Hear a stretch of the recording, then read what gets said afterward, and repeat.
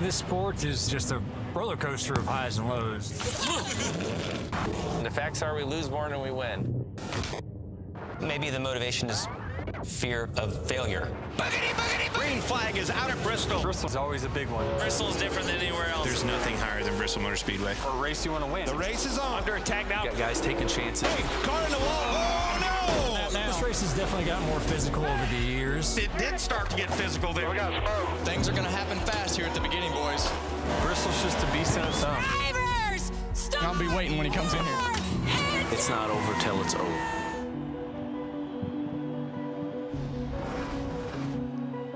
Welcome back to Bristol Motor Speedway, where this great coliseum of speed is filled with a whole lot of I don't knows for the NASCAR Cup Series here today on FS1. I don't know if the traction compound is going to hold. I don't know if they're going to get rubber in the top groove, because last year in the spring race we had a track record 54 lead changes. Very competitive, interesting race.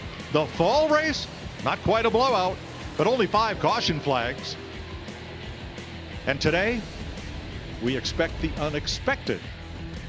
A lot of tire wear in practice. That's what the drivers asked for. They asked Goodyear, give us a tire that we have to manage, a tire that will wear out if we run it too hard. Put this race in the driver's hands. Goodyear did just that. And now, everybody is scrambling to figure out how do we attack this half mile for 500 laps. So I guess we're among all those I don't knows, because tires and tire wear and tire management are going to be the story all day long. Tires, tires, tires, what you telling me, and how do I do that? Yesterday in practice, these guys couldn't even make 40 laps. That's how much tire wear we had in the car. Very cool conditions, exactly like we had in the spring, 54 lead changes in that race. Go back in the fall race, believe it or not, it was a lot hotter. That seems weird, but a lot hotter, only 8 lead changes for the lead. I think you'll see kind of somewhere in the middle of that. Warmer today than it was yesterday, but I don't think it's as warm as it was in fall, Kevin. Well, I still think that we don't really know exactly what direction it's going to go, like you're saying, but I want experience so I can adapt. I like Denny Hamlin. I like Brad Keselowski, Christopher Bell, guys who have been in this scenario before, but also it's going to be a thinking man's game. Who's going to move up? Who's going to stay on the bottom? Do I have to take care of my tires? So many things that you have to adapt to today, and I love the experience, guys. I think those are the indicators. That's what you're talking about. As this traction compound that they reapplied starts wearing out over the course of this race, you're going to see those grooves moving around. Cars trying to go to the outside, finding grip up there. That's when the race gets fun. You're going to have a bottom lane and an outside lane. The rubber. Watch when this track gets dirty. When it starts putting black rubber down on the racetrack, that's when business picks up, and tire wear will get better. Well, it is said that the track temperature, the temperature of the concrete surface, needs to be 88 degrees or higher for the track to take rubber. Well, right now that temp is in the 90s. There's not a cloud in sight, full sun. So we may get a different race than we expected yesterday. And that's tough on these teams to be able to try to decide. But they've made all those decisions before they came. But now they got here and they got thrown a curveball yesterday. So overnight, they had to decide, okay, do I go for the tire wear or do I go for the rubber going on the racetrack? So it's a tough combination to figure out. Well, that was about a minute and a half of we don't know. That's exactly what it was. We are looking forward to finding out. It's going to be an exciting 500 laps here at Bristol. Let's go trackside. And now, race fans, here to say the most famous words in motorsports. Please welcome voice of the Tennessee Volunteers, Bob Kesling, and Major League Baseball Hall of Famer, 14-time All-Star, and 2-time National League MVP, Johnny Bench. Drivers, start your engines!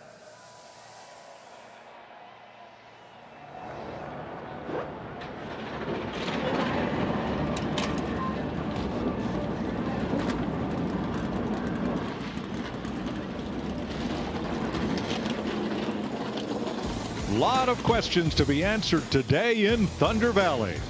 We can't wait.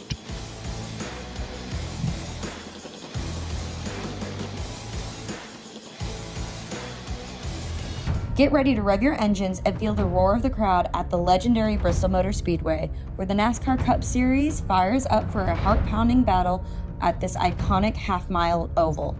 Known as the Last Great Coliseum, Bristol is famous for its high-intensity racing, tight turns, and electrifying atmosphere that keeps fans on their feet. As the race unfolds, the tires will lay down rubber on the track surface, enhancing grip initially, but can also lead to a phenomenon known as track evolution, which is where the track conditions throughout the race change due to the accumulation of rubber from the tires.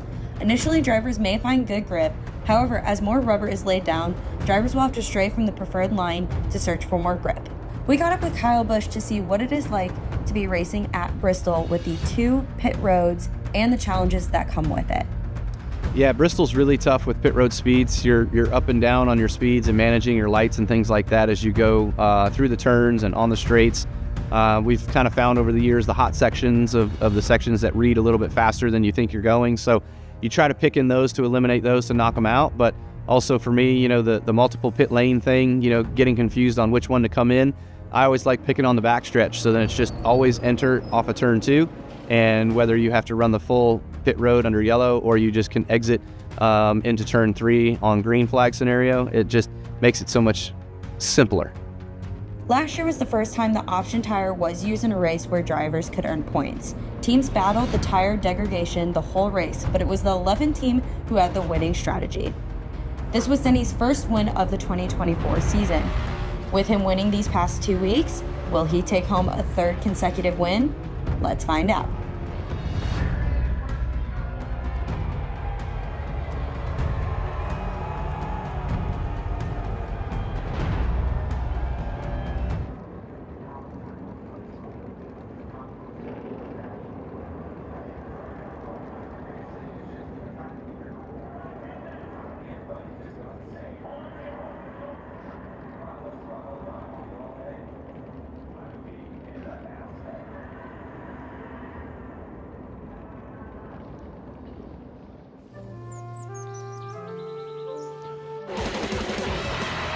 Thunder and lightning in Thunder Valley. So pristine.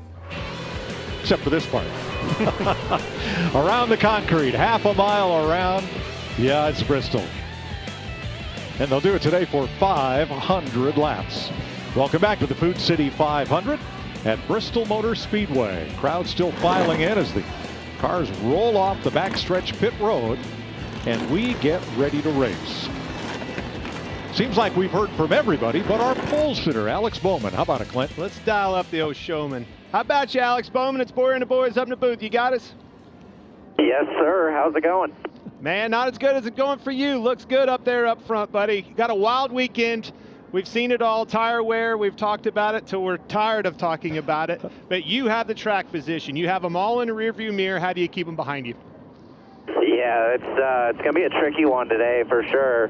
I'm not sure that anybody really knows exactly what is or isn't going to happen.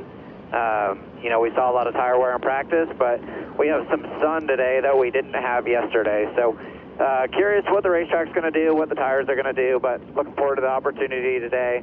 Obviously have a fast Ally 48 Chevy, and hopefully we'll keep it up front, clean all day.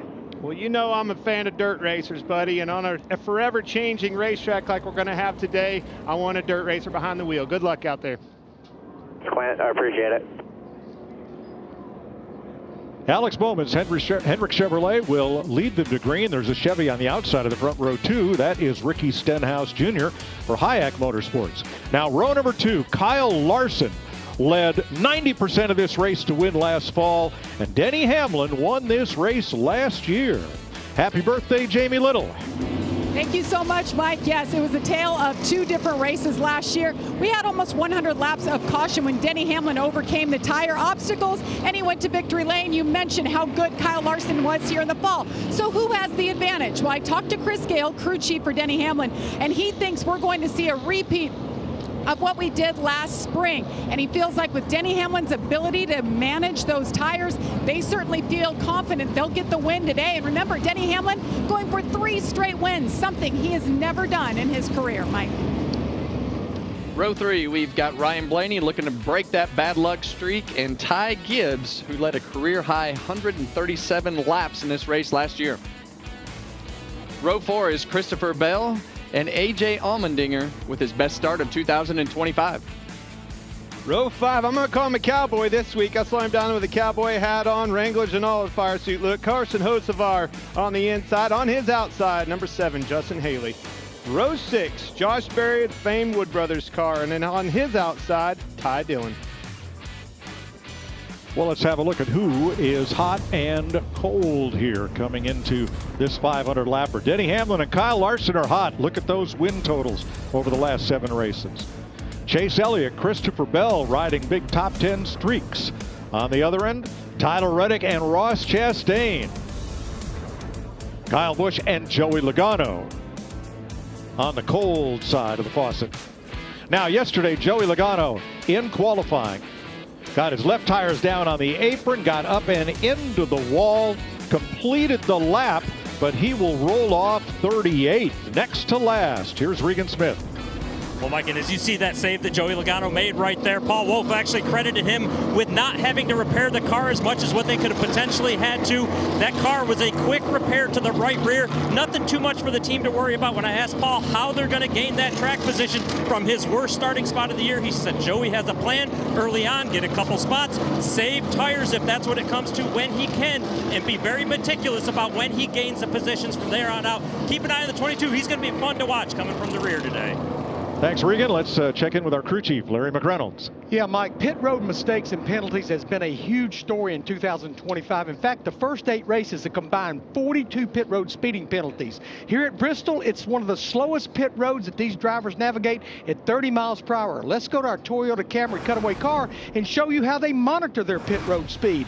It's not a speedometer, it's about RPMs, but they're not even looking at that in second gear. It's about those lights. On the straightaway part, the front and back stretch, 3600, you have to stay in those green lights. In the curve part in 3 and 4 up to 3900, you have to stay in the blue lights. If you ever get into these blinking red lights, you know you're too fast, you have to back it down in that segment. And remember, it's not a maximum speed, guys. It's time over distance in 13 different sections. Everybody's going to get all they can every section, every pit stop.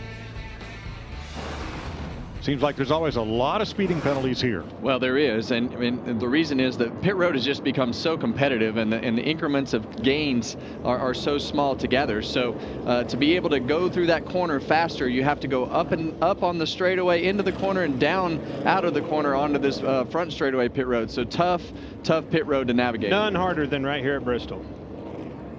It is a beautiful day. Look at yesterday, 45 degrees. Today, 59 right now. But the full sun and a cloudless sky should make a big difference. I think you're right. I think the full sun's going to have more to do with it than anything. The ambient temperature beating down on that racetrack. Track temperature, Mike, you said it earlier. The track temperature is what's going to dictate whether this track takes the rubber or just cheese grates it off and it all marbles up on the outside, Kev. Well, we're about to find out. Stage 1 and 2, 125 laps each. The final stage, 250 laps. Let's check back with Larry for our Liberty Mutual race strategy. Mike, it's a lot about the drivers, tire management, run your pace. Just do what you need to do to stay on the lead lap. If you feel something, don't be a hero. Come to pit road, because if you don't, you could be the next caution. Crew chiefs, engineers, keep a watch on your number of sets of tires. You only have 11 sets total for the entire race, including the set that you're actually taking the green flag on. All right, the Hendrick team racing with heavy hearts today. Here is Kyle Larson's radio. Racing for the memory of our beloved John Edwards and his untimely passing this week. Thoughts and prayers go out to everyone at Hendrick Motorsports and the NASCAR community and John's family for mourning his loss. John, thank you for everything you've done for us. Hope to make you proud today.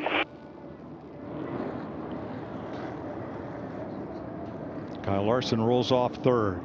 Bowman, Stenhouse, Larson, 3 Chevys leading Hamlin's Toyota and Ryan Blaney's Ford to the green flag in Bristol.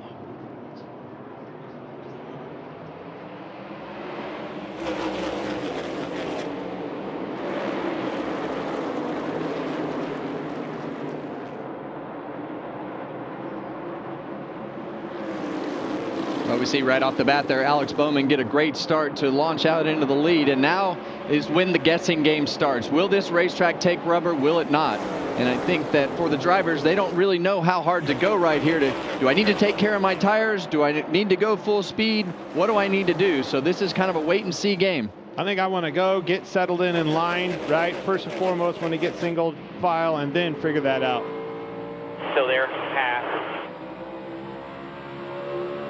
Still in there. Ty Gibbs, 54, couldn't get in line there for third, so he's aiming at second spot. We're about 4 cars on the outside making time here, but Christopher Bell slides up the hill in turn 2, drops back a bit. Gibbs still out there, and so is Bell, trying to make it happen on the outside. So is Justin Haley. Yeah, and that's the hard part. If that bottom line is going to be the preferred groove right now, and it should be with that PJ1 traction compound in that bottom lane, as you get stuck on the outside, that lane starts to fill in on the bottom, just like it does at places like Martinsville, and you're not able to get down. That traction compound was reapplied after yesterday's Xfinity Series race. Yeah, was won by Kyle Larson. And right now, you know, I think a lot of these guys are in that tire conservation mindset, and I think when you see Hocevar right here, so what will happen as these guys start to get the track position and get down on the bottom of the racetrack to go into tire savings mode, you'll see some guys say, okay, I need track position and I'm going to go forward. The other aspect of that, I went down to get in that traction compound, because on that outside on a clean racetrack like you're seeing Ty Gibbs and even Allmendinger running on that outside, it's very hard on the tires. Gibbs and Allmendinger, the only drivers in the top 20 who are trying to work the outside because they can't get to the inside lane. Yeah, and the reason that bottom lane is preferred to save the tires is it has more grip, and when it has more grip, you can make better lap time and use the car up less than you will outside of that traction compound where the grip strip is not at. Allmendinger got down, he found a hole, and I think you're probably going to hear communication with this 54 car. Find me a hole, please. Oh, almost had it there. Build the gap, Keselowski. Yeah, no can do. And that was Keselowski's job right there, right? Like he knew that car wanted down. Stay in contact with that car in front of you. Don't let him down. Take that track position the easy way by keeping that guy hung out. So here's Allmendinger, who was half a straightaway behind Gibbs in the high groove. He found a hole on the bottom and now goes on by. And Gibbs, is he going to get in front of Zane Smith? Just barely. Clear. Yeah, and sometimes that's just the way that you have to make room, because you just got to minimize the loss to be able to put yourself in a position to get down. Well, now this looks like the old Bristol. That's exactly you run what the bottom, and how do you pass? You move the car in front of you so he slides up the hill and you take his spot away.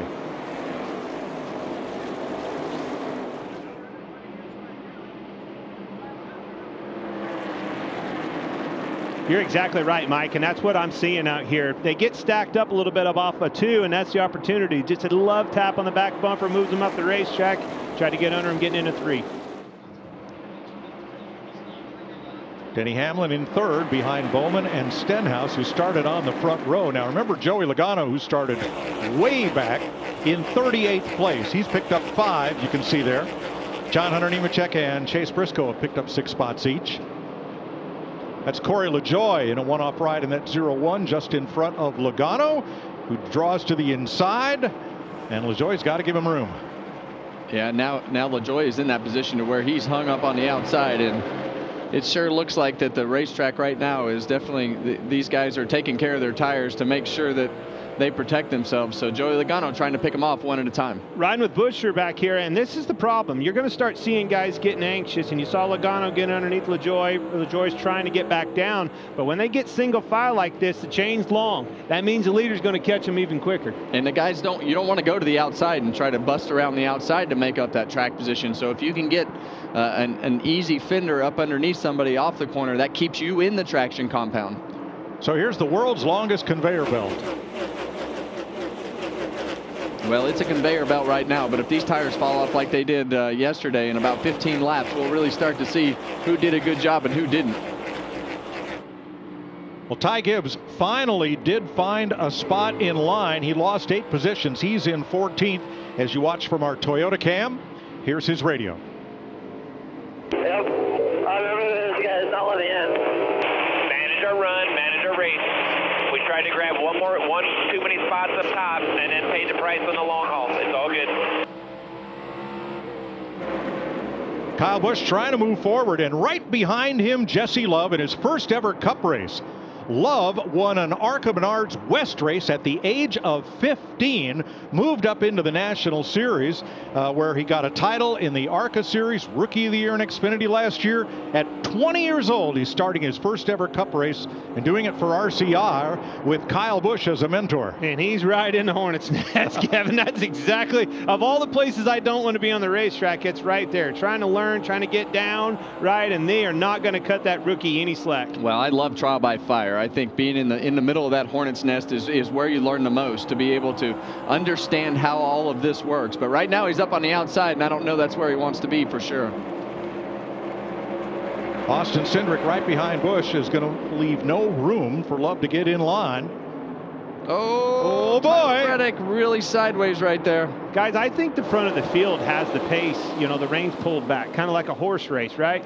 Watching the Derby, pulling the reins back, and it's stacking them all up back here in the back half of the field. That's why you're seeing this. There's what happened to Reddick. A big slide, but a save. Only going to cost him a couple of positions. Clint, I agree, because yesterday in practice, no one was getting more than about 40 laps out of their tires, Larry, on any run in practice. They are pacing it right now. They're barely getting wide open down the straightaways. And Mike, you talked about the activation of that traction compound being 88 degrees right now. Down in 1 and 2, it's 100 degrees track temp. It's right on 88 in 3 and 4. Denny Hamlin just lost third place as he slipped up the track, and Kyle Larson pounces.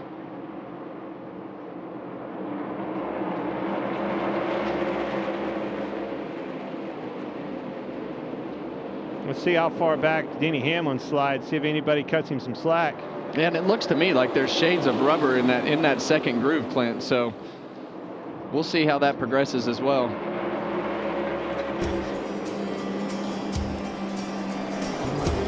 Denny Hamlin trying to hang on to a top 5 spot here in Bristol. Alex Bowman leads.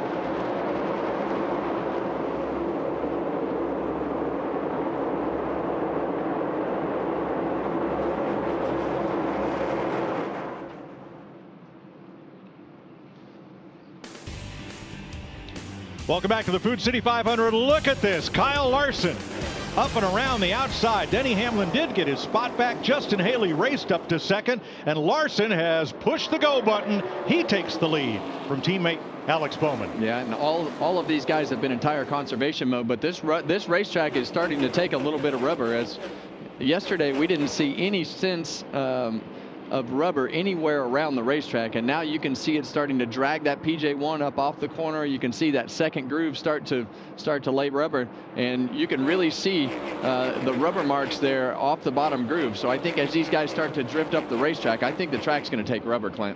Well, that's the way it looked at the beginning of the race. You can tell it's definitely a lot blacker. The rubber's getting down. That's going to help tire wear and enable those cars to be on that outside line and make passes. Look on the outside. Michael McDowell and Brad Keselowski on the charge on the outside here, and McDowell finds a place in line in 6th. Okay, lap 40, Larry. This is when we saw guys with no tread left on their tires yesterday. And we still got to go 85 laps in this stage. Remember, 125 laps, stage 1. So are you nervous sitting on that box? I was nervous before the green flag. How about Justin Haley, who started this race back in 10th and raced his way up to 2nd? 40 laps in, 4-0. Just don't see the chunks. I mean, it seems like the rubber's okay. All right, you're doing great. Just manage it, though. Yeah, and what he's saying right there, yesterday we had all those chunks of rubber, all those marbles up the racetrack. They are not there today, which he's telling his team right now, those chunks aren't there. I need to go because the tires aren't tearing up. So, well, they're also telling him 40's where we had trouble. We lost tires. Yeah, but he's right. All that debris is not at the top of the racetrack. You see right there, it's all clean. So that's a good sign for the rubber going down the racetrack. And Kyle Larson has just decided the tires aren't tearing up. I'm going to drive off and go run some normal lap times here. And he is on the gas right now, Clint. Yeah, they threw caution to the wind. They're not worried about tire wear. They're seeing exactly what we're talking about. The rubber is getting down on the racetrack. See those marbles up on the top of the racetrack? Yesterday was way worse. That tells me it's going in the track, not on top of it. Jamie? I talked to Cliff Daniels, crew chief for Kyle Larson this morning. Kyle had some great laps yesterday in practice. He goes, you know what, I look at those times and it's fake news. He said it was all over the place yesterday, and he did not know what to expect today, just like everybody else. But right now, obviously Larson happy with it, said he's a bit tight, and his crew chief is in his ear telling him about those marbles you guys were just speaking of. So for Larson, this now looks like a test session. How long can we go? And what's it going to feel like if these tires give up and they wear all their tread off? What are you going to have? Well, I just don't think they're going to wear all the tread off, but if it does, it's going to be instant, and it's going to be when the cords of the tire are the things trying to stick to the racetrack instead of the rubber on the tire. But back to Justin Haley's comments, when it doesn't have all that debris up in the top of the racetrack, it just makes the tires work correctly. Yesterday, like you say, it was like a cheese grater, and it would just put all that rubber, all those marbles up at the top of the hill. William Byron was way up high in 3 and 4 trying to make something happen and get some rubber down. Here's Joey Logano, who has now gained 10 positions from his 38th starting spot. Yeah, and you see that one car of Ross Chastain up the racetrack right there. Right now, the preferred groove is still going to be the bottom of the racetrack until that traction compound gets run in and starts to wear out. Until that really starts to wear out and be a disadvantage, guys aren't going to move around. Well, Bowman and Larson led all but 4 laps of the race here last fall. All right, Larry, I think it's time to start. We need to sell something else other than this tire wear. We might get farther than we saw yesterday for sure. We're already there. Take me back to a fall race condition, and what do you think we can make now? I feel confident now because, remember, the fall race in September was a night race.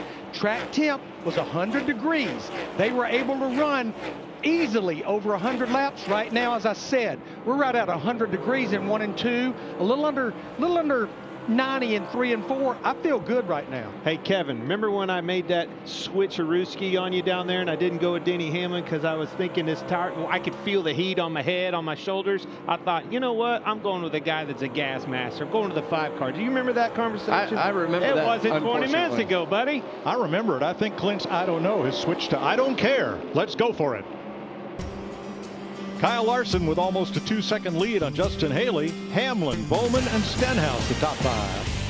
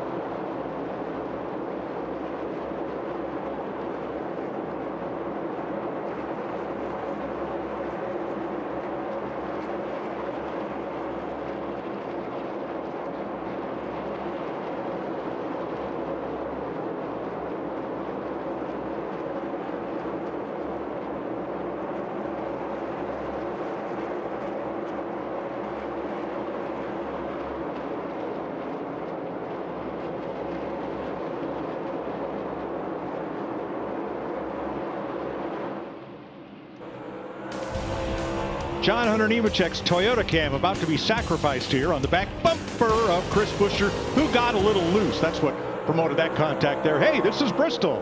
Well, the reason why you're seeing that, Mike, is because of this. The leader is in traffic, and there they are right there. J.C. Love that you just saw and Nemechek. And that last shot, the pressure's on. They've got to go. They're out of time. Going to be a lap down. And this is what makes Kyle Larson so good. He's able to run the bottom. He's very creative with his lines and the way that he can run that top line and pull that car down. And he anticipates what he sees in front of him as far as traffic, and very good at navigating traffic. And these guys know that they have to go, like you say, Clint. Well, now they're double wide. Jesse Love way up top there, trying to stay out of Kyle Larson's way, as he will join Corey LaJoie, Cole Custer, Shane Van Gisbergen, and Cody Ware and Josh Bilicki, one lap down. I am blown away, fellas. What a difference a day makes. Yesterday, couldn't make 40 laps. Had 6 minutes of practice, and these guys were on jack stands. Didn't have any tire left. Today, 73 laps. Here we go. Still green. Different day, different game. Let's take a look at today's driver profile, sponsored by Chili's. It is Carson Hocevar, the 2024 Cup Series Rookie of the Year. 3 Bristol starts, best finish of 11th, and second place finish at Atlanta in the second race of this season. Well, what's your excuse for his shield being up today, Clint? Still got his shield up, Kev. I don't know. I don't get it. Maybe he doesn't like it. His air conditioner will work better if he puts it down. 100%. Bristol's a busy place, and you see Carson right now. You see him lean to the right. That's the G-forces from the center of the corner, and his body will straight back up. This racetrack for a driver is very, very physical. Second place. Denny Hamlin passes Justin Haley for second, but I'm going to give some praise to Justin Haley. Great job so far. He was the one that felt that first and took off to the front. Started 10th, got up to second. And it definitely paid off for him from a track position standpoint. He qualified well, put himself in a position to have a good day. Regan? Like a driver that did not qualify very well yesterday, Bubba Wallace started 22nd, up 9 spots to 13th. Early report from the driver, car is a little bit too tight to finish the corners, to exit the corners. I can tell you, they had to lean heavily on their teammates from yesterday at the 45 car, Tyler Reddick, that he was much better than they were. So things going well for Bubba, and the radios are starting to light up finally with comments about the cars. A lot of tight race cars here. Larson just continues to pick him up and put him down. He has now lapped 7 cars, counting Nemechek, who is 33rd. Buescher, the next one ahead. Yeah, and yesterday in practice, we saw, like we talked earlier, we saw all these drivers have so much trouble with tires. The mental side of today's game, knowing that you're going to possibly have to run 125 laps on tires after you went through what you did yesterday, seems almost impossible. So right now, inside the car, they're feeling, oh, I don't know, is that vibrating? I don't know. Is my car starting to turn? Is it? They're trying to think of any reason possible to think of something that could be wrong with the tires. Look at this PJ1, the traction compound, if you will, starting to ball up down there on the bottom. And I think as it does that, that creates this tighter sensation that these guys are complaining about in the center of the corner, Kev. So Kevin says 125 laps. That would be the end of stage 1. Larry, we've already run more green flag laps than any green flag run in last year's race. Yeah, and we've already doubled what we ran yesterday. Again, we're up to 100 degrees temp. Yesterday it was cloudy, no sun, 70 degrees track temp. It just would not work. But I go back to Regan Smith's report about tight. Rubber's on the racetrack. That's something they didn't have yesterday, and that's a product of rubber being on the racetrack. The front tire's starting to slide. Well, and I think it's also a product of that traction compound enabling these cars to go faster through the corners than they're used to running. Carry a lot of speed through the center, drive a push into it up off. 85 laps complete, 40 laps to go, and so far on all green flags, stage 1.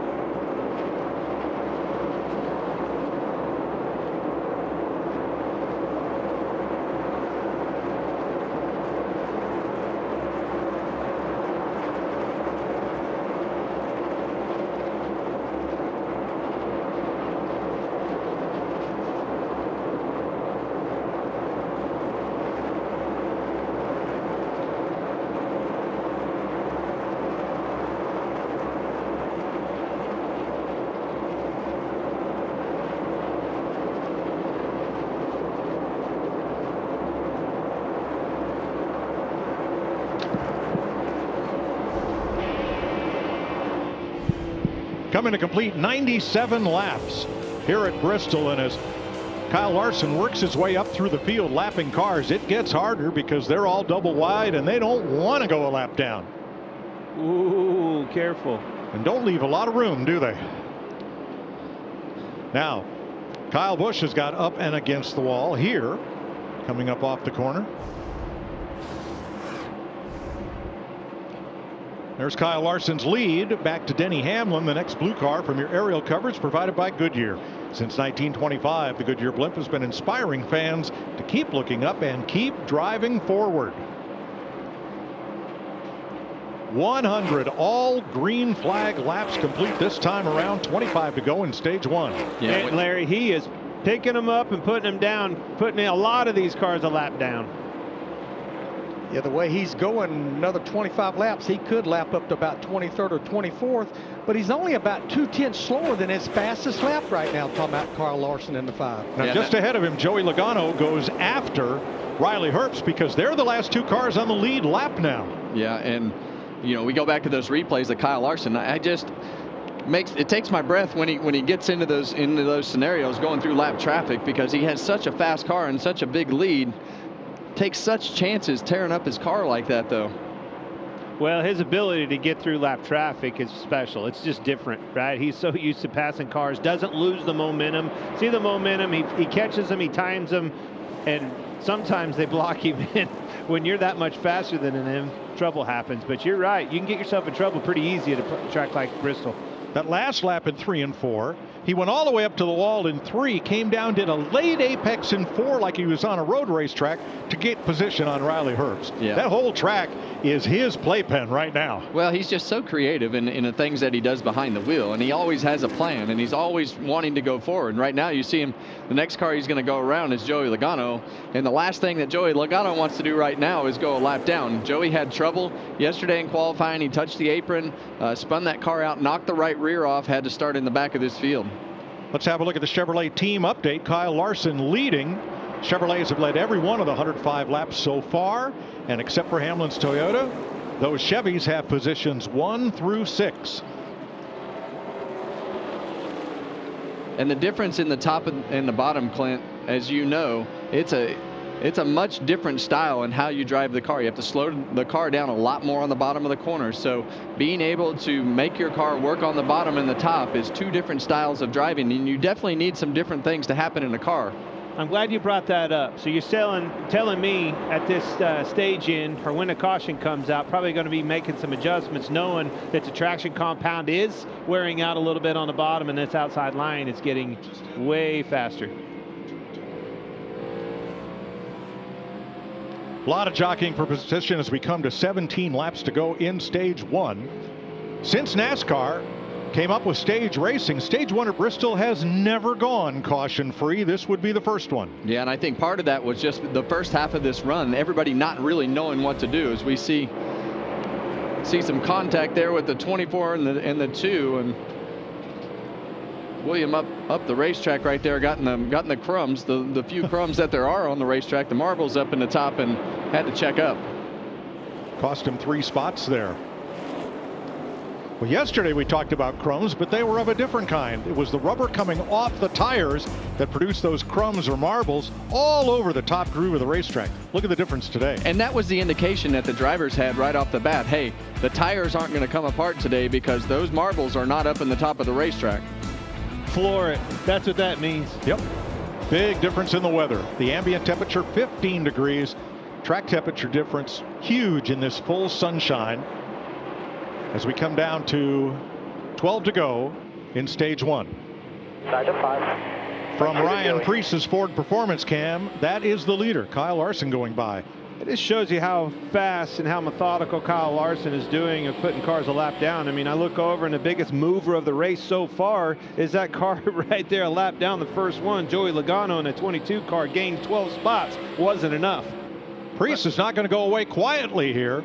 He's battling hard to stay on the lead lap with Michael McDowell right in front of him, but I don't know, he's got to hang out there for another 10 laps. Yeah, and these guys all had to decide what do we do to our car before the race. We heard Larry talk about tight cars and handling and all the things that they had to decide before the race. And right now, some of those guys are getting bit and going a lap down. Yeah, the rest of them are starting to fall off at the tail end of this with 9 to go. Stenhouse lost a few positions right there. Yeah, he and Blaney both started top 5. Now they are racing for 7th.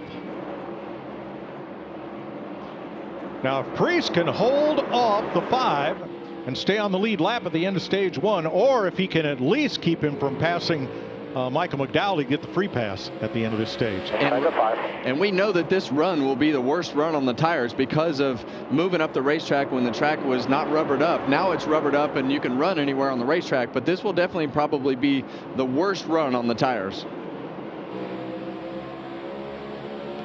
Priest is putting up a heck of a fight, Mike. With 7 laps to go, he's hanging tough. Well, he took his preferred line away. We know that he wants to get back on that outside line. That's how he passed everybody, kind of outside ins and was moving around. Now he's pinned down on the bottom, took his exit away. Well, and there's another car in front of him on the bottom of the racetrack as well. So Ryan knows that he had Larson pinned in right there, and this is the race to get to the end of the stage. And Larson just can't sit on this behind Ryan Priest because Denny Hamlin has cut his lead. There's Hamlin down to 0.8 of a second. And that's typical Bristol. You get stuck in traffic, you get cars that are hard to pass, hold you up, and it allows that guy in second place to run right in on you really quickly. Look So how much Larson, faster he is. top to bottom at turn 2, gets even with Priest down the backstretch and can't get clear. No. And there you see the other problem. Michael McDowell on the bottom of the racetrack. Now he's going to be clear of Ryan Priest, so he's going to have the option of wherever he wants to run, right back to the top of the racetrack for Kyle Larson. Momentum here. Look at the speed difference they can carry on that outside, the momentum up off the corners. Well, now Ryan Priest needs to go to work on Michael McDowell, because now Michael McDowell is the lucky dog as Kyle Larson puts him a lap down. And Joey Logano is coming right behind Ryan Priest. So big fight here to be last car on the lead lap or first car 1 lap down at the stage end, which is 1 lap away. Larson all alone now. He's got a big buffer between himself and Hamlin and wins the stage. Green to checker. And I believe Priest got past McDowell to be the first car 1 lap down. It's Kyle Larson's 6th Bristol stage win, the most of all drivers.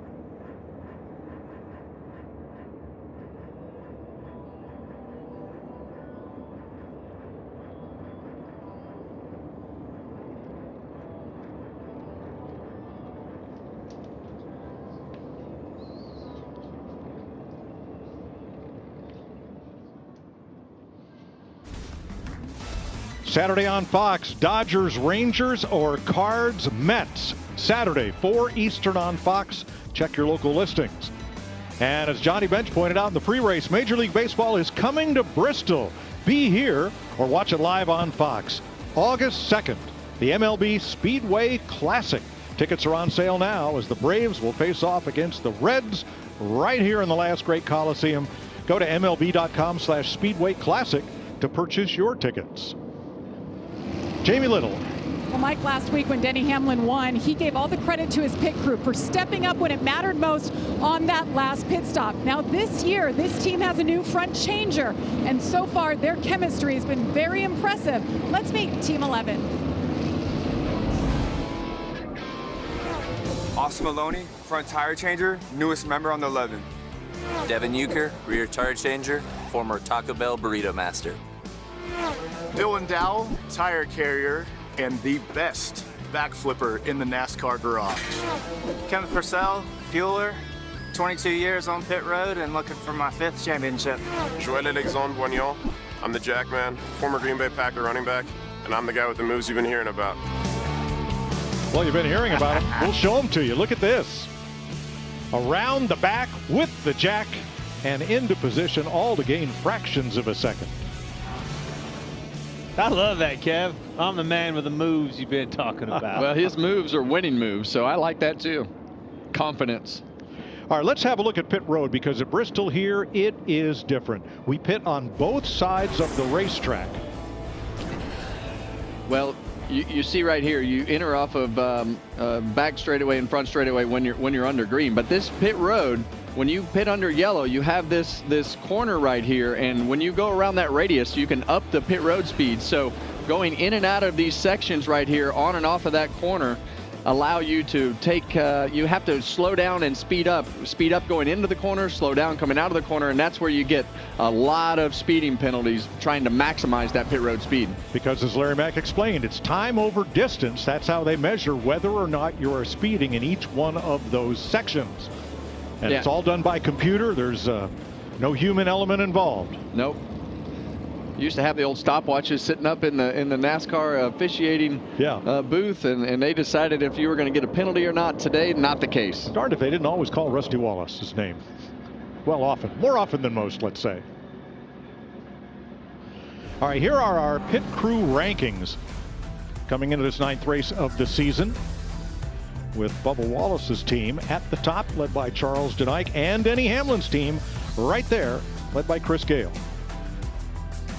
Last year's best team, Christopher Bell's, in 8th place right now, according to our rankings. Well, it was on full display last week in Darlington, and Denny Hamlin said in a pre-race, all the praise goes to that team effort and that pit crew. All right, here come the lead lap cars to pit road. Regan. Carson Hocemeyer in the 77 car, a very good start to the race. A little bit too tight with the front of the race car, but he can't afford to have it any looser. They did have the reins pulled back on him pretty much the entire run right there. In the 7 car of Justin Haley, just a little bit too free with the right rear right now. Not sure what to tell him otherwise. He likes it. They were being conservative in terms of adjustments. They're going to leave it alone for this next run. Jamie? And around on the front stretch, Denny Hamlin in the 11 comes in second. He said, I'm a little tight center, but that's all I've got so far on this first run. Meanwhile, the 5 of Kyle Larson started off tight, then it freed up a bit. Cliff Daniels said, what do you need? He said, I really don't know. I don't know what to expect and how it's going to change. So no adjustments for the 5. Now, why was there such a big gap between cars along pit road? Because there were a lot of lap cars. There were 3 between Larson and Hamlin, and there were 6 between Hamlin and Haley. And you can't close up when you all have to enter at pit road speed. Kyle Larson led most every lap of stage 1 to win it. Alex Bowman led the rest.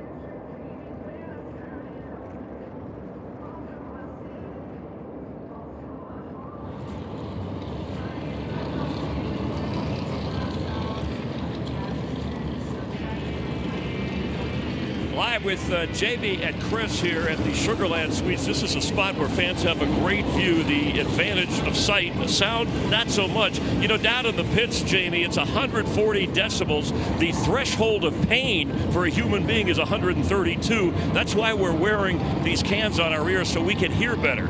What's that? Jamie, work with me here. Play along. All right. Yes, we're enjoying I know it's loud. It's Thunder Valley. That's one really of the great names. That's why they call it that. And it's kind of what we expected, right? Kyle Larson rolling along, and obviously Denny Hamlin right there going for his third straight. But who else are you keeping a close watch on? Well, the two Spire cars, Haley and Hocevar, are both in the top 5 at the end of that.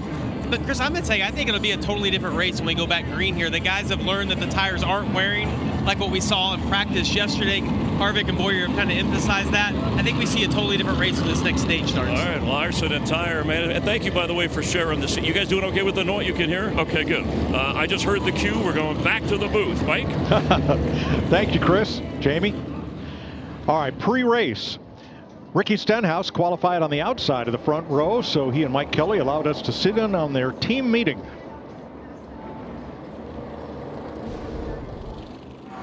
For me, just let's capitalize on today. We got a really good car and best car I've had here in practice and in qualifying in a very, very long time. We can win at these next few tracks we have coming up, so we'll go get them today. Nobody panic. Right, the car is still the car.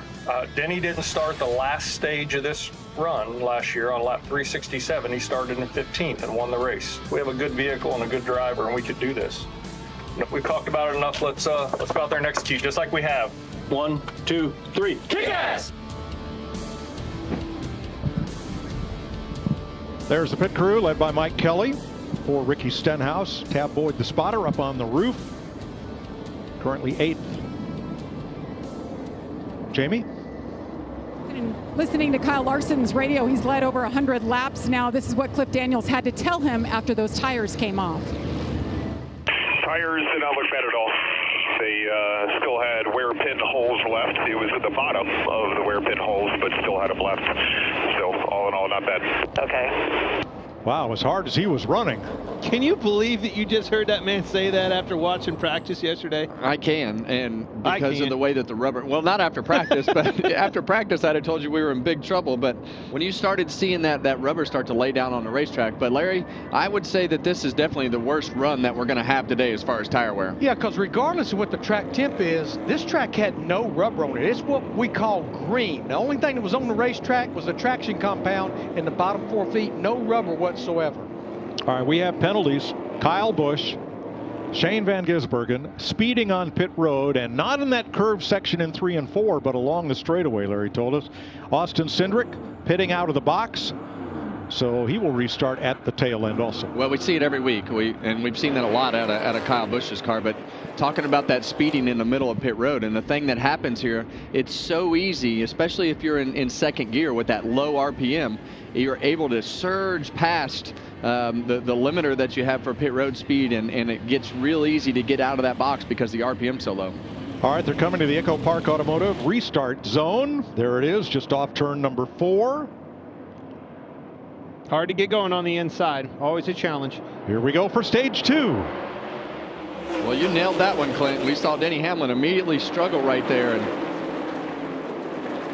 lost a couple spots right off the bat to the outside row. And the thing that we're going to see different this time is you're going to see everybody hammer down. They know that the tires are no longer an issue. See Ty Gibbs up on the outside, and now Carson Hocevar around for second place. How about Hocevar? Started this race at the back of the top 10, worked his way up to 5th at the stage break, trying for the lead, along with his teammate Justin Haley. Yeah, those two Spire cars look fantastic today. Gripping and ripping. But how about Ty Gibbs? He fell back at the beginning of that race. The guys got him a couple spots there on the pits. We're back in the game. These Gibbs cars are here. 20 right there behind him. You see those guys. Denny, we know how good he is here. Full 20. Small gap here. Clear low, clear low, clear low, clear low. All right, Bowman into 5th, Bell 6th, and then Gibbs slots in 7th.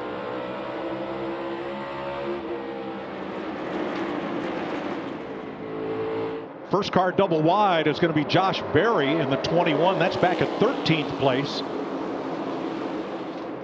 as he races with Bubba and with Keselowski. And right behind him coming William Byron. Chase Elliott had a look up high, decided against it. Yeah, and you see right now everybody's setting their fast lap. They've got new tires on. Kyle Larson, he's put the lap time down to his fast lap is a 15:39, and he did that on lap 144. So they're literally a half a second. Whoa, stacking up here. Keselowski in front of Elliott in the way. Elliott is not happy. They're a half a second faster taking off this time than that first run. And that's all a choice. These guys decided at the beginning of the race that they needed to pace themselves until they understood the tire wear. Now it's just go as fast as you can go every lap. Now it's track position. Looking back from the Oscar Mayer BLT cam on board Keselowski. And here's another look at it. Oh, man. That wasn't Keselowski's fault. That's what started that.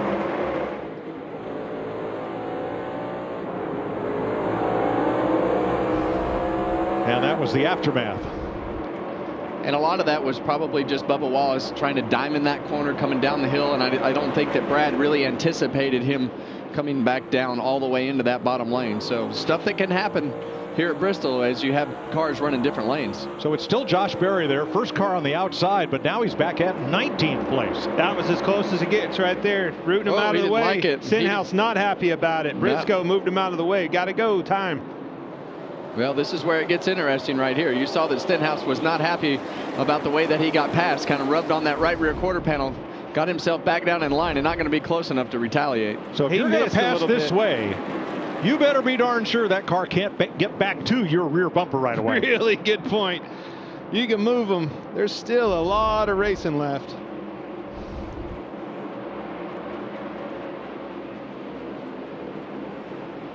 So that gives Larson the Xfinity fastest lap of the race so far. 124.7 miles per hour on the coming off the restart at lap 144. Well, and it's not by a little bit either, almost a tenth and a half right there. So Kyle Larson car, it is really fast. You see another Chevrolet of Justin Haley right behind him, and the other guy that has had a lot of success running third right now, Denny Hamlin. So Haley's a little bit of a surprise to be up there in the middle of those two guys. I think that's credit to them taking off, risking it early on, got them the track position that they needed. This has become a track position game, much like we saw last week in Darlington. You must keep the track position. Caution comes out at the wrong time, it can nab you. On board the Advent Health camera right here with Eric Jones on the inside of Ty Gibbs. Ty Dillon, that is. All right, yeah, yep. Ty Dillon, sorry. Thank you, Mike. Nice spoiler cam look there. Yeah. Still there. Now, Josh Berry still on the outside. That's who they're right behind. The Wood Brothers car there. Hard to explain the challenge. You're riding along with Eric Jones with that car on the outside. You need that real estate to move up the track. They pinch you off, and you hear him working that gas. Can't put it all the way down. Cut your line off. You're pulling on the wheel really hard, trying to stay off of that outside car. Very challenging around the tight quarters of Bristol. We continue under green. When we come back, Kyle Larson will be closing in on lapping cars once again. We're 160 laps in.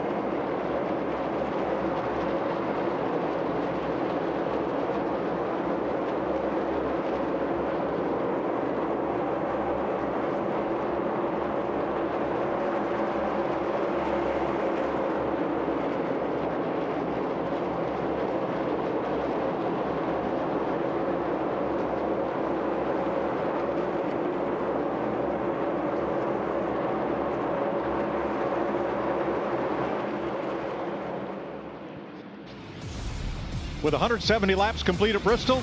Next weekend, the UFL takes over Easter weekend with a Fox football extravaganza. Friday, Saturday, Sunday. You'll see it all next weekend on Fox. Kyle Larson continues to lead here at Bristol. And yes, he has caught lap traffic and beginning to work it here. Haley, Hamlin, Hocevar up to 4th, and Bowman the top 5. And I can't tell you how much easier it is now that this track's opened up. You have that outside line. I'm seeing guys shoot the middle. The bottom lane's still good with the traction compound. They're racing all over the racetrack right now. Pretty racy. Now the thing is going to be, when does this PJ1 start to slow down? Does it ever slow down? How many laps will it last? Will it chunk up on the bottom? Will it start to wear out? Will the high groove start to really take enough rubber so you can rip a nice arc all the way around the corner? Now you got to keep up with the racetrack. You got to understand when to move up and do all those things. Haley under fire from Hamlin for 2nd. Fantastic job. And then Hamlin, you know he's going to be a contender anytime you go to Bristol. Right there, proving that point, going for 3 in a row.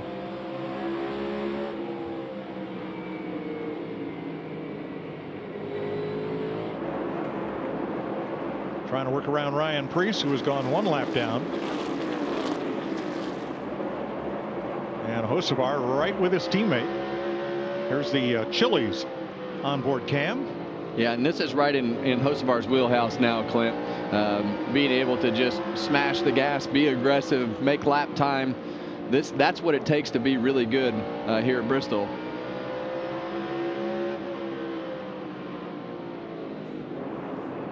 Alex Bowman started.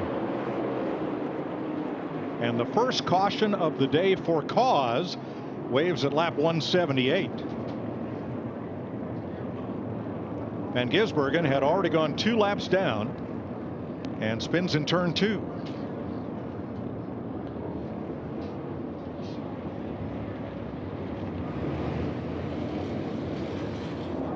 And it looks like Ryan Preece, who fought hard to stay away from 1 lap down. Well, I think that's where that he's trying to get up here in the top right. Watch Shane Van Gisbergen get to the inside of him, runs out of real estate trying to squeeze him, gets loose, corrects, get up into this door. Way they both go.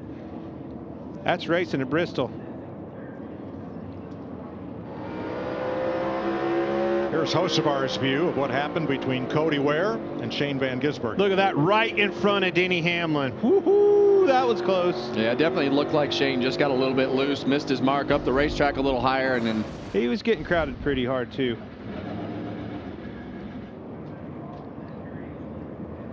Didn't tear that car up much. What are you thinking, Larry? We pitting? I'd say we might see a mixed bag, Clint. We've run 35 laps. Again, the fall off is not that huge. We only have to go to lap 250 to end this stage, so probably you're looking at about 65 laps. To me, it looks like a track position race. 100%. You want that track position. After today's NASCAR race, head over to Fox to catch the IndyCar Series on the streets of Southern California for the 50th Long Beach Grand Prix. That's later today on Fox.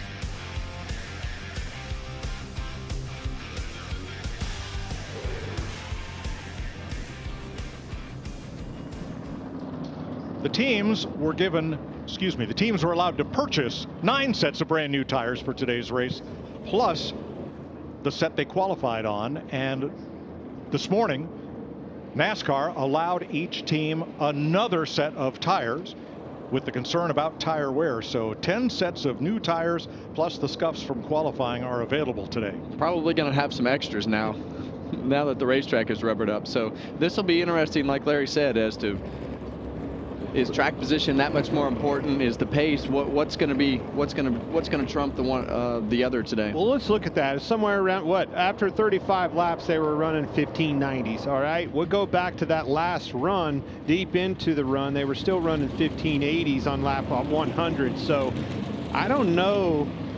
I think the track position game is alive and well. Well, we know that Joe Gibbs Racing leads in the win column this season. But the Gibbs Performance Center has also been hard at work on pit stops. Now, this is what we saw last year at Richmond, a different choreography of the pit stop. Then at Daytona, a timed pit stop displayed on the iPad for the driver. timed fueling there, and we talked earlier about this slick move, the jack from the right to the left side of the car move, all chasing fractions of a second. He didn't come up with that, though. Our man Junior Johnson did. I saw that first back then. All right, Ricky Stenhouse from 9th is the first of the cars to pit. The front 8 stayed out under this caution flag. So we'll take a break from Bristol.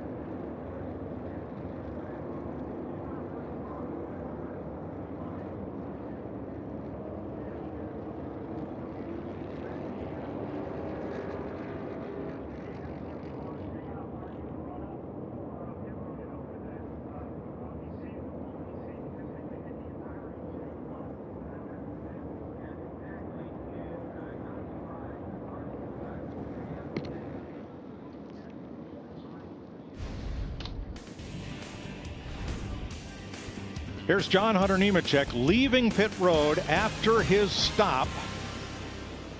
We'll switch to the rear view and watch the right side of your screen here.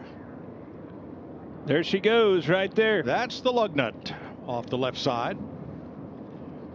And the wheel and tire, that left, started rolling down pit road. Oh my gosh. And here in the middle of a pit stop, Look out! Daniel Suarez crew comes around and just misses being hit by that errant wheel and tire. Well, that was really, really lucky that that tire did not hit that crew member. That would have been a bad deal. Did they get that tire? I'd keep it.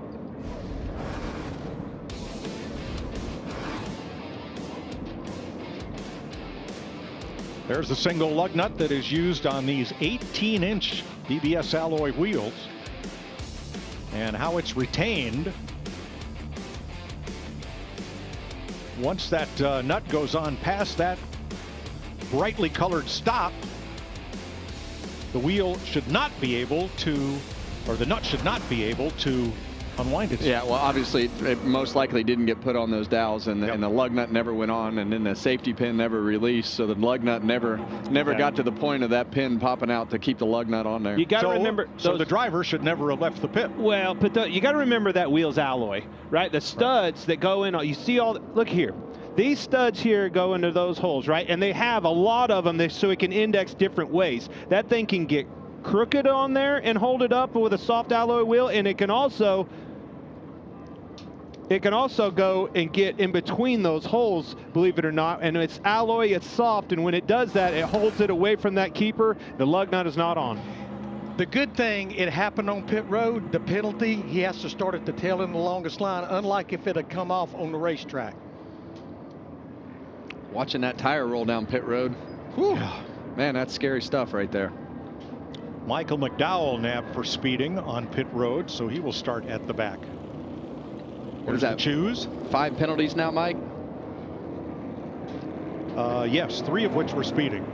Yeah. A lot of bottom fishers here on this choose. Yeah, and we've seen that bottom and be dominant, and that's when it gets cleaned up, you can kind of run that second lane, but as much grip as that bottom lane has right now, currently with them reapplying that PJ1 overnight, it's going to take a couple hundred laps or maybe 300 laps to start wearing that out. So when we restart, the Echo Park Automotive Restart Zone is right at the exit of turn number 4. A lot of those cars are still on the curve. How much more difficult is it to restart and fire off when you're in the middle of the corner? It's a timing thing, and at Bristol here, I always just wanted to maintain my gap and just not spin the tires and lose anything. So you kind of just anticipate it and just try to not lose. Don't make any big mistakes, but it's tough to get going on the bottom. Especially on old tires. All right, back to green. The first 8 cars, at least they were the first 8. Now it's the first 12 as they line up. Did not stop. And this is going to be a big test right here to see if those new tires can make any ground on these guys up front. Denny slipping a little bit. Haley was right there knocking on the door. Here comes Bowman to the inside. We talk about those tires. Those sticker tires are always better when you fire off. So once we get past 2, 3, 4, 5 laps, that's when things will start to even out on the guys that stayed out. Denny had trouble taking off. Maybe didn't get him clear. Oh, he's bottoming out, Kevin. I think a lot of that, I mean, he might be bottoming out a little bit, but a lot of that is just the used tires. It just takes a couple laps to get those things. They don't fire off very well.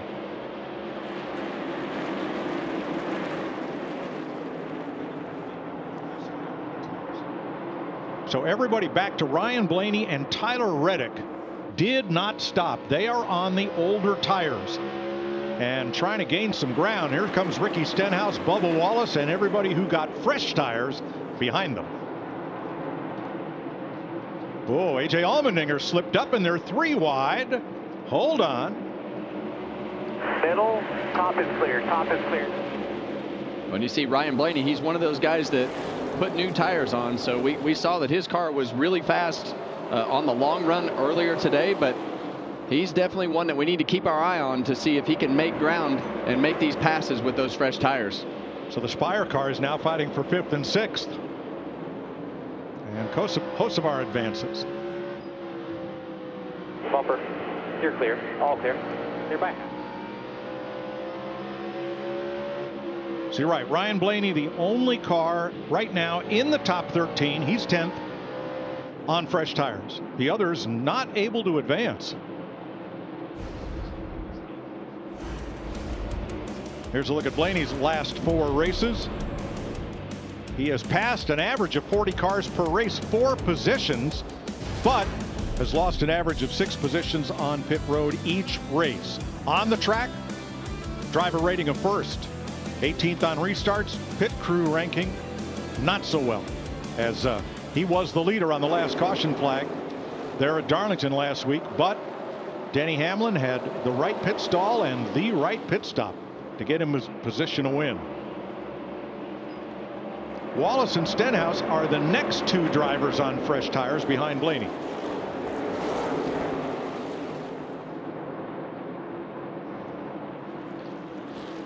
You're going to need this to go deep into a run before those fresh tires will ever show you the advantage. I think, again, going back to that first run, when I saw them guys laying the same lap times down, you know, on lap 110, 115 as they can run on 20, 30 laps of this run, she's a track position game, boys.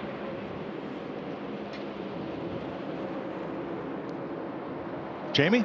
Kyle Larson has run more laps this weekend than anybody. That's because he pulled the triple. The truck race here on Friday night, he came up 1 spot short.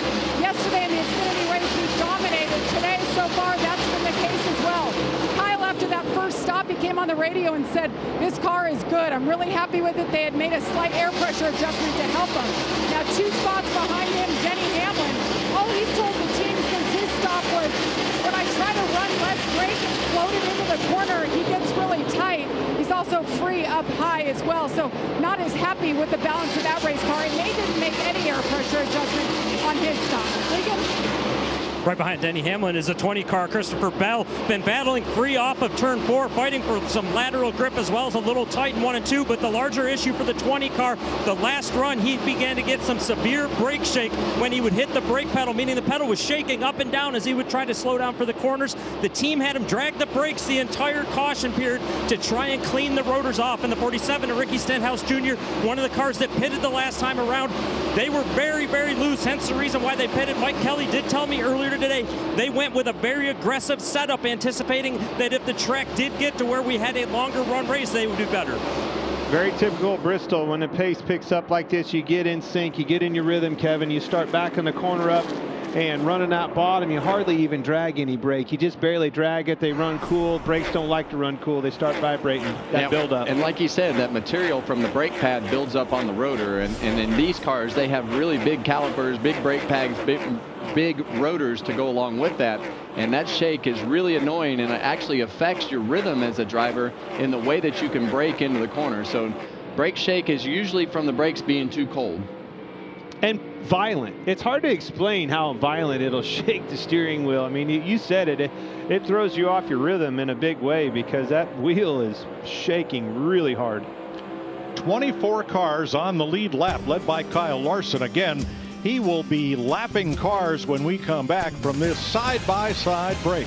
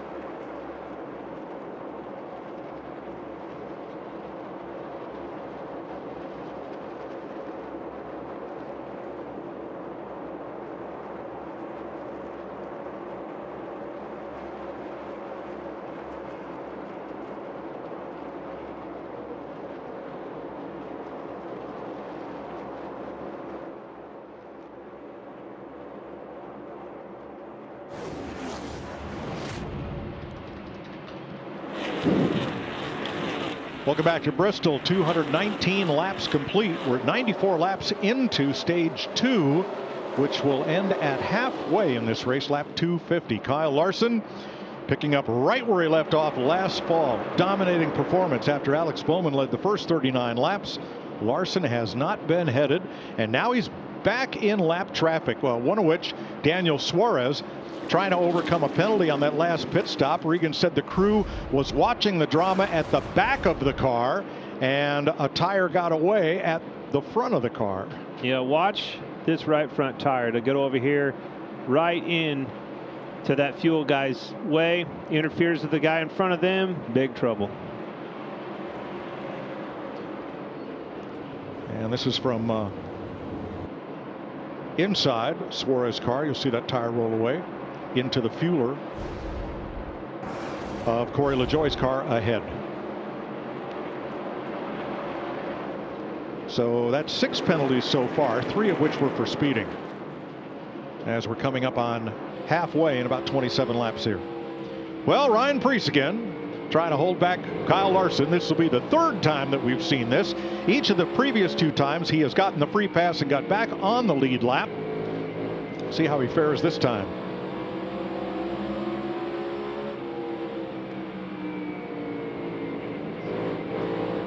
Still outside, clean up, still there even.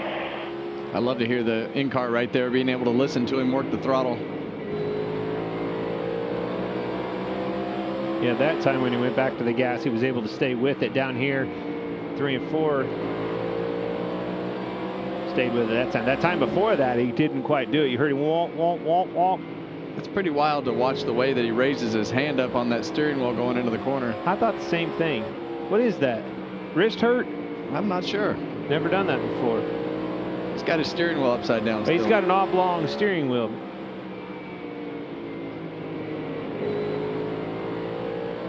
And it looks like that car is tight, or it sounds like that car is tight just listening to the throttle. He just has to wait and then dump the throttle on the exit. And we noted yesterday he seems to have a quicker ratio steering rack than a lot of the drivers because he doesn't need to turn the wheel as much. A driver choice. Oh. Cole Custer up top. Custer 2 laps down. And Larson moves on. That's Christopher Bell moving up to 4th spot on Hocevar. I've been watching Christopher Bell, and he's methodically getting back up through here. I think that is such a Christopher Bell thing. When this track comes down to it, you need a driver to move around. You need these dirt drivers. Yeah, they're capable of watching this racetrack, moving around, finding the grip, because you know that traction compound is eventually going to wear out on the bottom. Doesn't surprise me you see 2 of the best dirt racers in the field, Kyle Larson and Christopher Bell, running right here at the front. Bell's going to be one of our Toyota top performers. Denny Hamlin currently 3rd. Christopher Bell in 4th. Ty Gibbs in 7th. Chase Briscoe in 8th. Tyler Reddick 10th.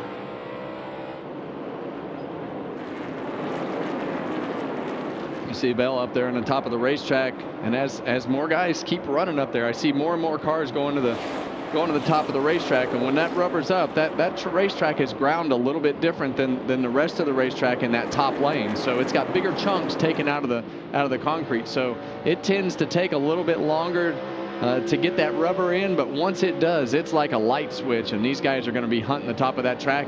And if the PJ1 on the bottom of the racetrack wears out a little bit and just loses just a touch of speed, that's when that top lane is really going to be the dominant lane. And you can see that on the outside, exactly what you're talking about. You see the shiny way up high. They get in there in the middle of the corner. Watch it yesterday in the Xfinity race. They kind of diamond back off, Kevin. Back in the day, you used to rim ride on the outside. From the middle to the outside, you'd ride the wall, can find really good speed up there. I had to diamond the corner kind of the way they are now. Now Bell and Hocevar, they're trying to move forward. They're going to have to go to the bottom because Daniel Suarez, a lap down, is up there in that top lane. That orange car is Suarez.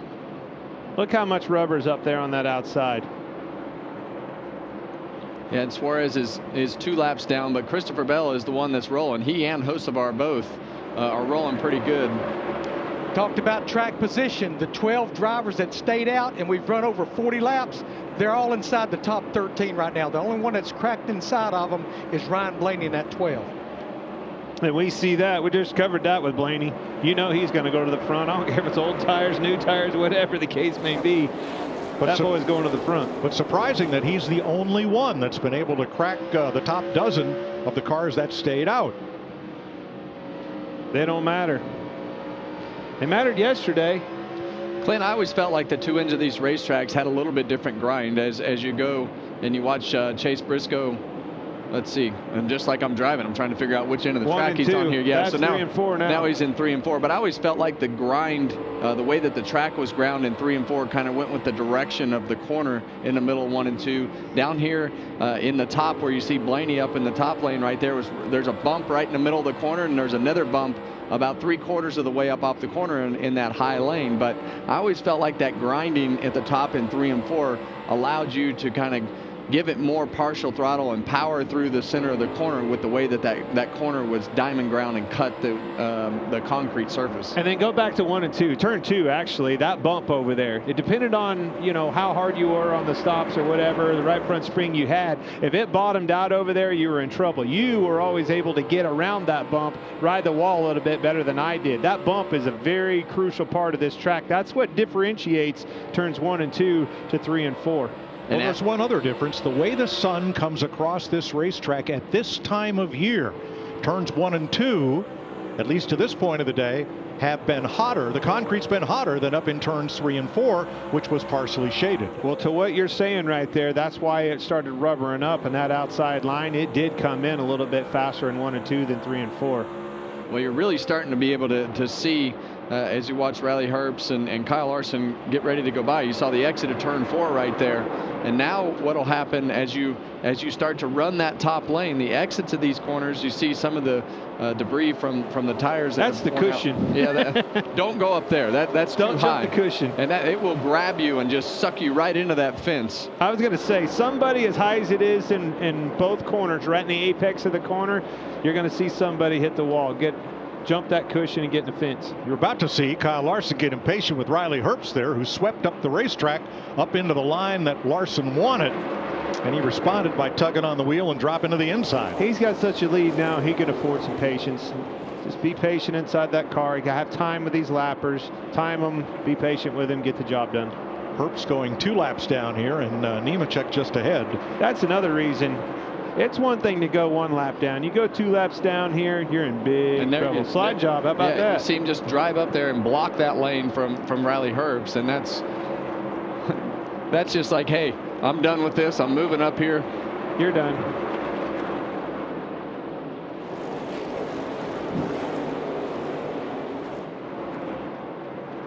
Final lap of the stage. Kyle Larson, 66 stage wins, tying Martin Truex Jr.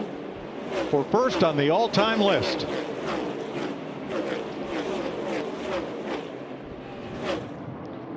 Two stages halfway at Bristol, and the pit crew's getting ready to go to work.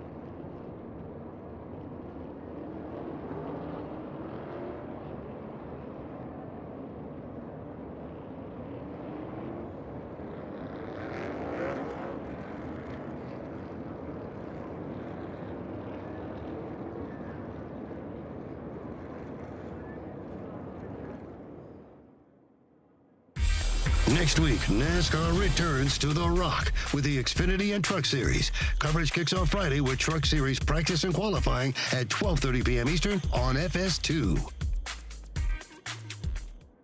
In the end, it comes down to these scenarios a lot. And Denny's pit crew executed again in that high-pressure situation. We saw during the day, once again, we saw a lot of miscues on pit road. So we covered it during the race. So we see the technique that those guys are using on the pit stop. And like Denny said in the victory lap, getting in the pit stall, down pit road, the pit crew does their job, out of the box, off pit road. There's a lot of little pieces, and as all this migrates closer and closer together, it's executing all these crumbs to put yourself in a position to take advantage of a scenario like they did at the end and win the race. One of the best podcasts in NASCAR. Join Kevin every Tuesday and Thursday. Kevin Harvick's Happy Hour, presented by Echo Park Automotive, wherever you get your podcasts. Now, we take a look at the top 5 right now. Larson, Bowman, Bell, Hocevar, and Hamlin. According to our pit crew rankings, the way they would come off pit road would be Hamlin, Bowman, Larson, Bell, Hocevar. We'll see how it turns out. Well, the way this race is playing out here, that's where the money's going to be made. You No didn't include mistakes. the 5 there. Remember, he's got a new pit crew, right? Yeah, complete different crew. Remember, under caution, everybody enters the pits at turn 2 and exits at turn 1, as you see from our aerial coverage provided by Goodyear. Best seat in the house since 1925. Happy 100th to the Goodyear blimp. Pit road not yet open. Yeah, they've taken a lot of time to clean the racetrack up on all of these cautions to get those marbles off of that top groove on the entry and exit. So, you know, from a driver's standpoint, you're paying attention to that because you want to see where this racetrack is green. You can get a good eye on that PJ1 on the bottom of the racetrack and that traction compound to be able to tell where that rubber's built up on those sections. Look how you can see where they've ground down there and then where it wasn't. You could definitely see the aggregate in the concrete up on the top of the racetrack versus in the middle. That's when it gets on that ground surface and you get the rubber burst into that, it is rip and rip, baby. So sweepers working hard in turns 1 and 2. As you see at the top of the screen, and this time pit road is open. Kyle Larson leads them in. Regan.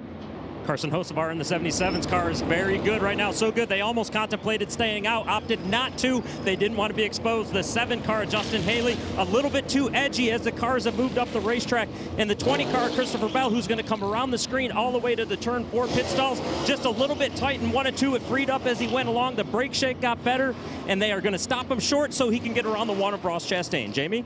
Well, Larry mentioned that Kyle Larson has a brand new pit crew. That was official last week at Darlington, but they crashed so early, didn't get many reps together. So far, so good today. Kyle saying the car is fine, just a little tighter there, but we're close, and the car is consistent.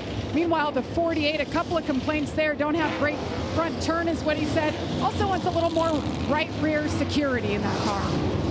Kyle Larson retains the lead from Alex Bowman. Denny Hamlin comes out 3rd. Kevin, we both saw it. The 20 car really took off out of his box fast, and I saw him slow up a bunch. Here's how close it was for 3rd, with Bell 4th and Hocevar 5th. Kyle Larson doing what William Byron did last week in Darlington, winning stages 1 and 2.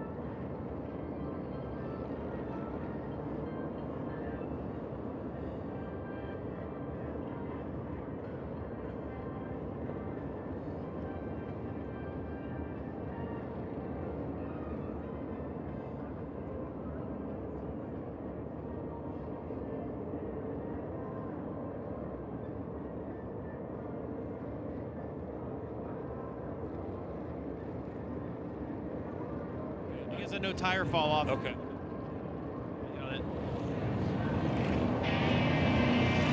Down to the pits with Jamie, Chris here, and Denny Hamlin, the wave around just a moment ago. We will bring you the highlights, and it's really been the Kyle Larson show. Last Sunday, he brought out the caution that allowed Denny Hamlin and his pit crew to win the race. Now Larson trying to do, I guess, what his teammate last week couldn't do when Byron led through the first 2 stages and continued to roll. Here comes the highlight, and lap 40 is where Larson took the lead from his teammate and pole sitter Bowman. Remember, he dominated last fall. One stage 1, one stage 2. Not a whole lot of action. We've had some pit problems for some teams. Cody Ware and Shane Van Gisbergen bringing out the caution flag. John Hunter Nemechek lost a wheel. But this looks like an emotional ride for a dominant driver who's run well here all weekend in Kyle Larson. Who or what could shake things up a little bit? Yeah, well, I like Ty Gibbs, and you just think about the tough start to the season for the 54 team. Finished in the top 10 last week in Darlington, ran 9th. He ran 7th in that stage. Pitts crew gained him 2 spots. I think he's in a really good position right here, and I don't view Gibbs as a guy that's going to go out and win, but they need some consistency and start building some momentum with that team. Yeah, the last 3 Bristol races they've wrapped up with green flag racing over the last 120 laps or more. Let's go back to the booth. Thanks, Chris. Kyle Larson, your leader now. 11 cars took the wave around. Here's a look at who won stage points today. Larson maxing out with 20. 11 drivers now taking the wave around to get a lap back as they are ahead of the race leader behind the pace car, which is going to wait and pick up Kyle Larson. 6 of those drivers will wave around back to the lead lap. Noah Gregson is one of those. Chris Buescher, Nemechek, Jones, also Gilliland and Logano wave back to the lead lap. No, it's a little kind of frustrating. They didn't get to tear off all the way off, Kevin. Yeah, and it's aggravating. That definitely bothers you as the driver, but once you get into that rhythm, it almost disappears. That's right. It annoys you right now under caution, though. It always does. Something little like that, then you get going and you forget all about it. And Ryan Preece has a lock on getting his lap back. He was the free pass car once again for the 3rd time today. Nobody else has had a free pass.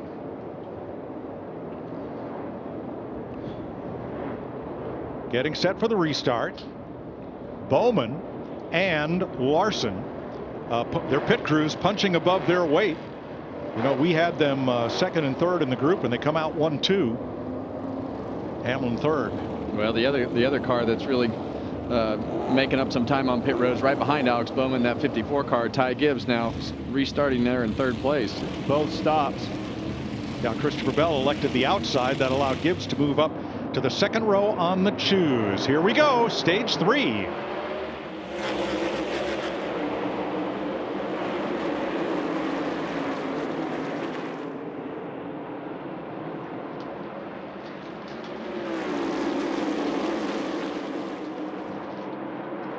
And Denny's car rifled around that outside.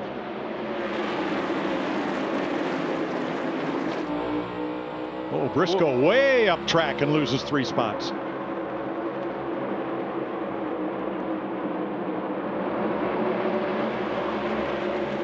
Christopher Bell battling his teammate for 4th. Whoa, and he's almost wrecked. Clear high. Same exact spot that Briscoe about lost it. Right in the middle of the racetrack. Yeah, and from a driver's standpoint, you see that clean racetrack. You have fresh tires on the race car, and you're just constantly testing that grip to let that car roll a little bit faster, feed it a little more throttle, and it just snaps on Christopher Bell. And here comes William Byron into the picture. He is a player for the first time today. See that 20 car right there, just so close. Happens so fast right here at Bristol, Clint. This is all from 5th on back. You saw them getting in the corner door to door or at equal speed, right? And he let off the brake, let that car roll around there, and it rolled right out from underneath of him. Ryan Blaney probably leads the league in numbers of cars passed this year.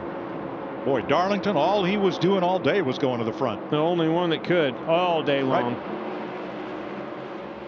Yeah, it looks like right now Christopher Bell struggling with his car being loose. Still loose, isn't it? Yeah. And here comes Byron. This is only the 9th lap he has spent in the top 10 all day.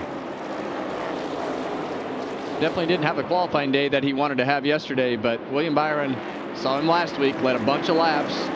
And when they don't qualify up in the front and have those dominant cars like this, they grind away and they put themselves in position to be able to get closer to being in contention at the end of a race. Well, Byron came in here with a sizable point lead.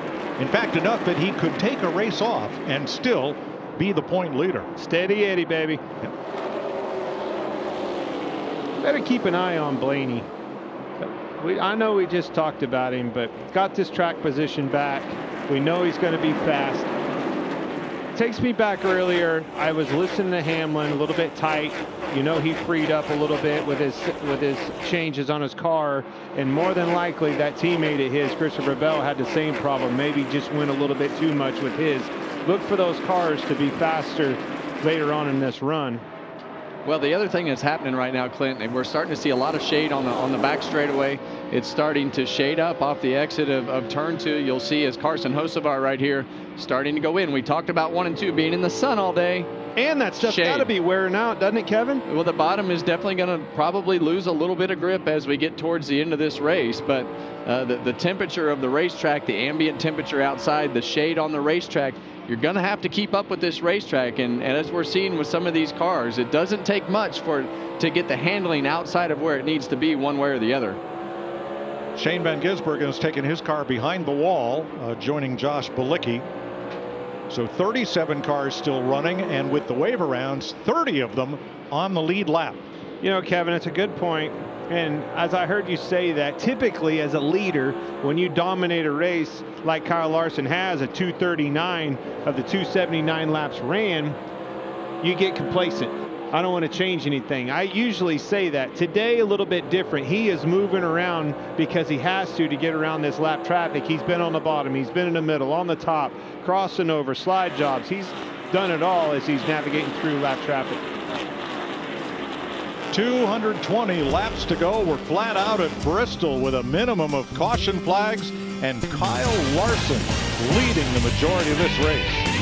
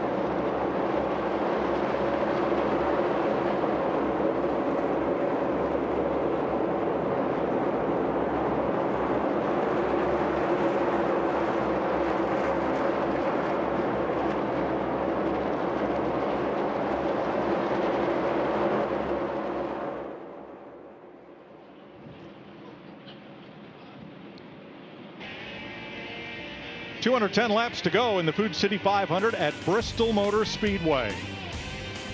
Kyle Larson has made this his playground, leading 252 laps. Alex Bowman's been out front for 39. Driven by speed, Keanu Reeves versus Cody Jones. An inside behind-the-scenes look at Keanu Reeves and Dude Perfect's Cody Jones' quest to compete in the high-stakes Toyota GR Cup at Indianapolis. 9:30 tonight, Eastern Time on FS1. Well, guys, bad news for our pole sitter. Listen up. Blowing up. Dang it. Blowing up. I heard it. Start watching him drop positions, and I heard it come by. You could hear it down a cylinder. That is a major bummer. Bowman restarted second. He's now fallen to 13th. And about to lose another spot to Josh Berry and maybe Austin Dillon here.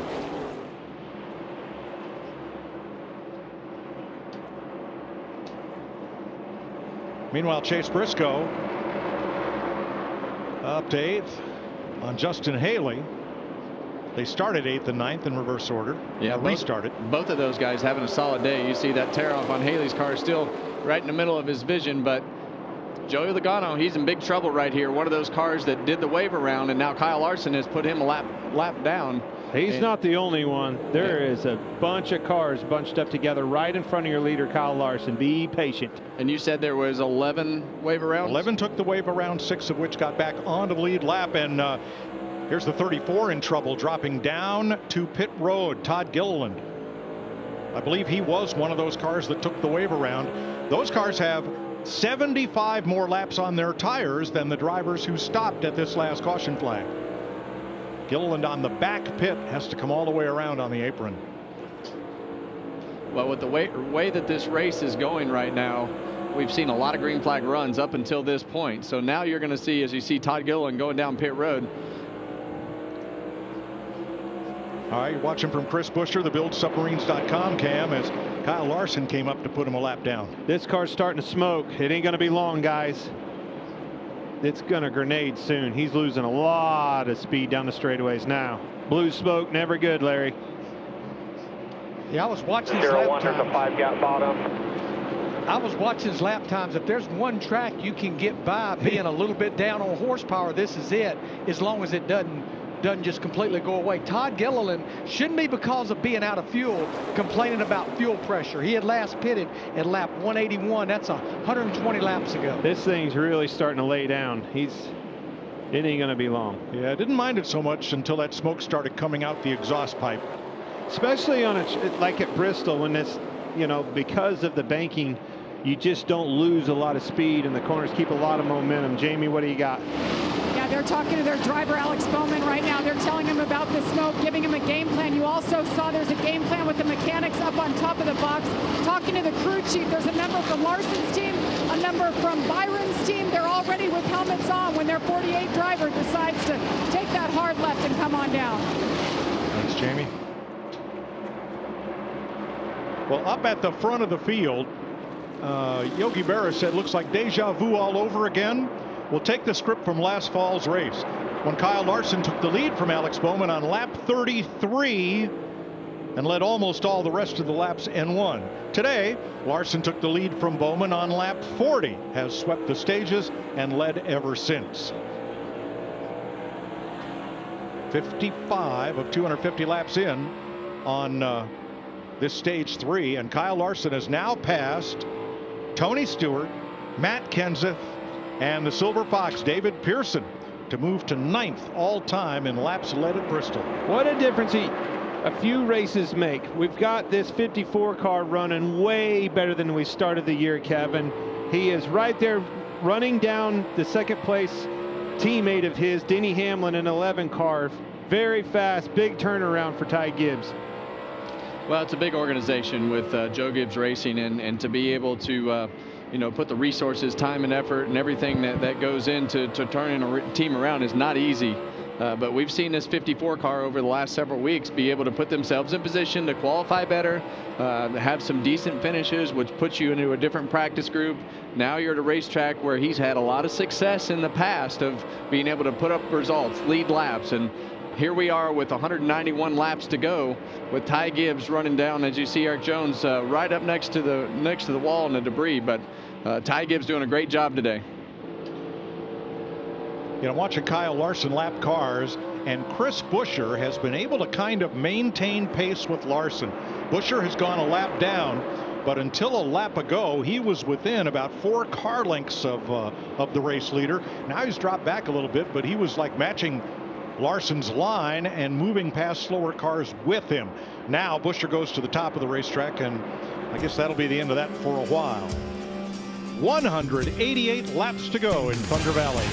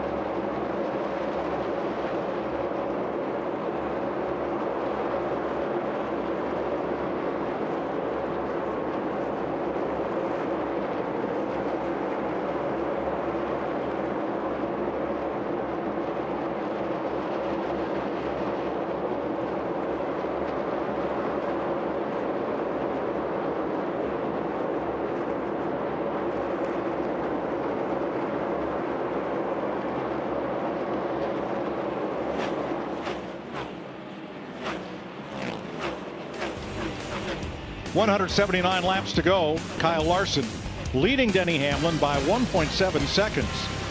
However, back at third place, Ty Gibbs is going to be under fire from Carson Hocevar and Ryan Blaney. Yes, sir. There he is. Yeah, both of those cars of Carson Hocevar and Ryan Blaney, they were making a lot of speed on the top of the racetrack, as you see Carson go to the bottom now. So if the 54 wants to defend that 77, he's going to have to get up top and make that pace like those guys were able to make. Now, when this top groove comes in like this, and we've seen that speed start to be a little more dominant on the top than the bottom, that changes things. And now you can use the bottom to pass, but it's so hard to finish the pass when that grip strip on the bottom has worn off. Uh-oh, slow cars. Now you got Cody Ware there. You've got Cole Custer on the bottom. And Cody Ware right there, just in front of this battle for third place. Where are they going to go? Well, those are opportunities if you can time it right. And that's exactly what Blaney tried to do. Now he's in trouble. Now he's stuck back there behind not only Cody Ware, but Bowman with a blown engine. Those guys caught them, Kevin. They were 2.5 tenths faster than Gibbs, running that outside. As soon as he trapped them on the bottom, matched their lap times. And those two wide, slower cars have brought William Byron into that battle as well. Regan. Well, Mike, what a methodical day for William Byron and the 24 team. Been battling the car, just being edgy on tires the majority of the day, but they've made good adjustments. So far this run, he's been quiet on the radio, hasn't said anything to the team, but up 20 spots from where he started in 26. A very good day. Very much so.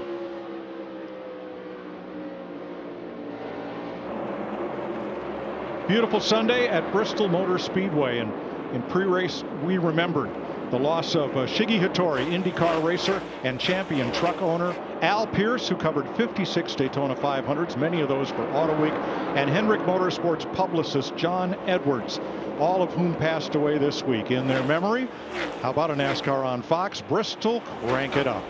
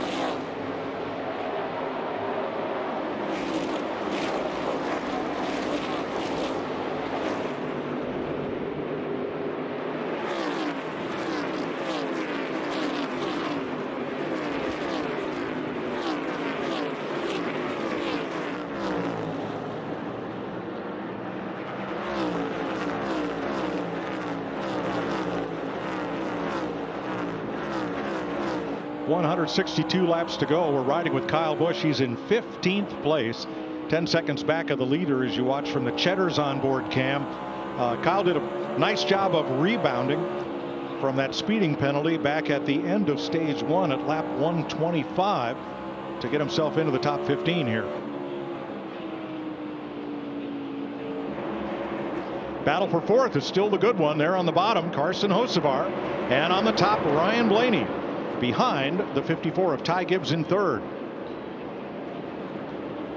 So instead of showing you car commercials, we're going to stay right here for commercial-free racing from Bristol, and we're going to go Toyota All Out.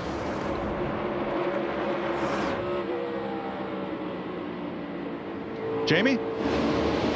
Well, we're talking a lot about Ty Gibbs today so far. It's been a rough start to the season, but finally they turned that page last week, getting their first top 10 finish. Then they come here to Bristol. They back it up with their best qualifying effort of the year of 6th. I talked to Tyler Allen, his new crew chief this year. He said getting a top 10 was a huge relief for this team, just knowing we can do it and seeing that spark. Now they come to a place that this has been one of Ty's best racetracks. They're running like they really hoped they would. Not a lot of complaints, just reminding him, take care of those tires. And now that he's passed those lap cars, he's got a clear view of Denny Hamlin just ahead in second, and he's closing on the 11. Well, both of those cars are up and down the racetrack. I think as you look at the cars behind them, it'd be best for the 11 and 54 to run up the racetrack. I think they make more lap time. Christopher Bell, they're back in 7th, along with teammate Chase Briscoe right behind him. Yeah, and we saw Bell a couple runs ago kind of lose the handling of his car, lose the back of the car. Chase Briscoe's having a great day today. He's been able to, and that's what they need. They just need these solid good, consistent days to be able to run in the top 10, get that consistency, get that notebook of the common denominators that are different from what they had last year with Martin to what Chase Briscoe wants in the car this year. Tyler Reddick back in 12th after restarting 11th, and Bubba Wallace in 18th after restarting 12th. There's a look at Reddick as he's working through some of the lap traffic. And Tyler Reddick hasn't really been much of a factor today. We expect these racetracks where you can run up at the top of the racetrack and make lap time with all the different variables in the racetrack. We would expect more out of the 54 or 45 car than what they've been able to put up today. He and the 23 really. Had a good shot to win at Darlington, but the car kind of fell out from under him in the closing laps there.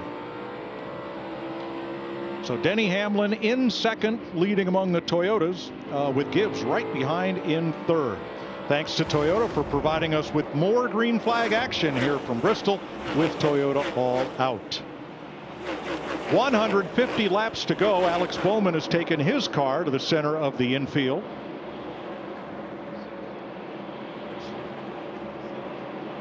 Engine issue there. He said he dropped a cylinder and apparently it would go no further. Larry, looks like the wave around cars, the cars that took that wave around back at the last caution flag and have 75 more laps on their tires than the cars that stopped.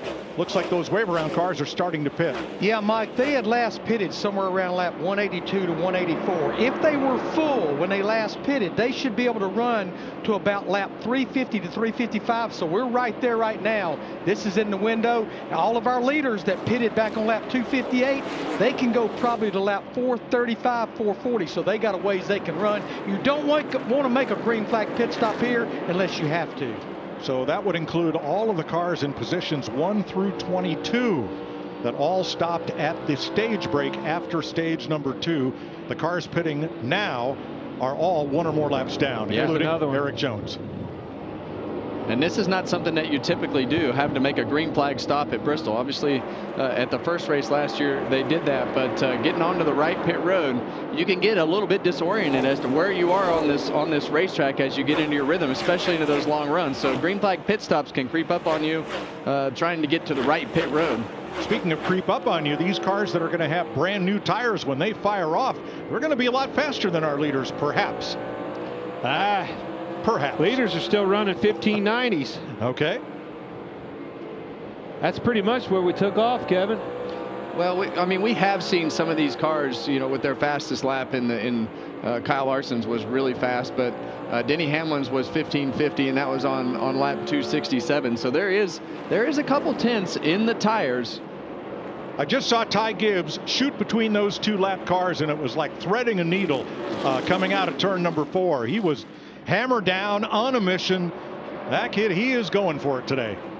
Now here's Ryan Blaney, who was part of that battle, currently in 5th. Here's his radio. Are these guys running higher, or are they running up top? High in traffic for sure. Low when you get clean air. We ain't been in clean air, so we got to run up top. All clear. Down to the bottom. Okay, they ask you how high they're running in the corners when they got to run.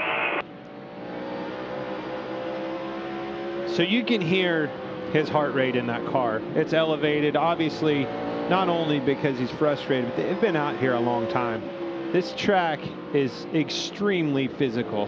The banking, the challenges of a loose race car on the bottom, you flat out fly around this racetrack, Kevin. Yeah, I would rather be up on the top of the racetrack when I get into these long rhythm runs. I've always felt like on the bottom of the racetrack it was harder to get into a rhythm. So that top racetrack, once I got into a rhythm, it was able to be more repeatable. Here's that move I talked about with Ty Gibbs. It's like, out of my way, I am coming through. Did you hear how fast he got back to the throttle? Not a lot of throttle off time. Well, you got to go. And we talked about this earlier with Kyle Larson being aggressive in traffic, and sometimes it gets him in trouble, but most of the times it is his advantage. And you see that there with Ty Gibbs being aggressive, getting through that lap traffic. He's got 2 guys right behind him, and if you wait it checks you up to the point where you might lose a couple spots. There's 3 cars that he's battling with right behind him. This Denny Hamlin's picked pace up. 1584 out of him, 16.0 your leader in Larson. Denny's moved up to the top of the racetrack, right on the wall in 3 and 4. Laying some pretty good lap times down. Maybe he can run him down. There's another one a little bit better than Larson, your leader. Well, Ricky Stenhouse just went a lap down. Remember, he started on the outside of the front row and was a contender here early on. That'll leave us just 19 cars on the lead lap here. 1.5.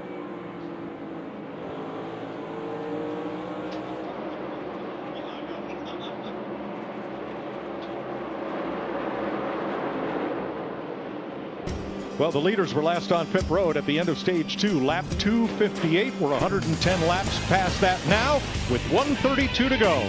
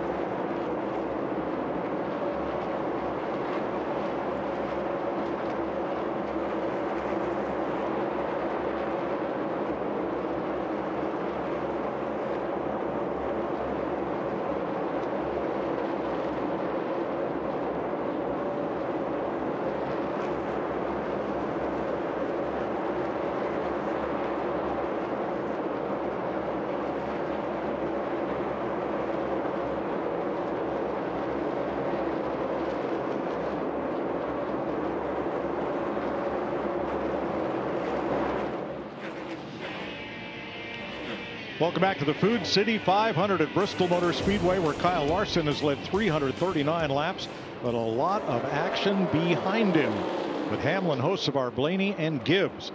Now the top 5. Here's your aerial coverage provided by Goodyear, celebrating 100 years of an American icon, the Goodyear blimp. 5th and 6th with William Byron. Behind them is Briscoe, and behind him Ross Chastain's made its way up in the top 10. Here are the last 3 Bristol races. Number of cautions, number of leaders. Yeah, said it. Gonna say it again. 54 lead changes last spring, 8 in the fall. And all it takes is about 15 degrees difference in temperature. And 2 today.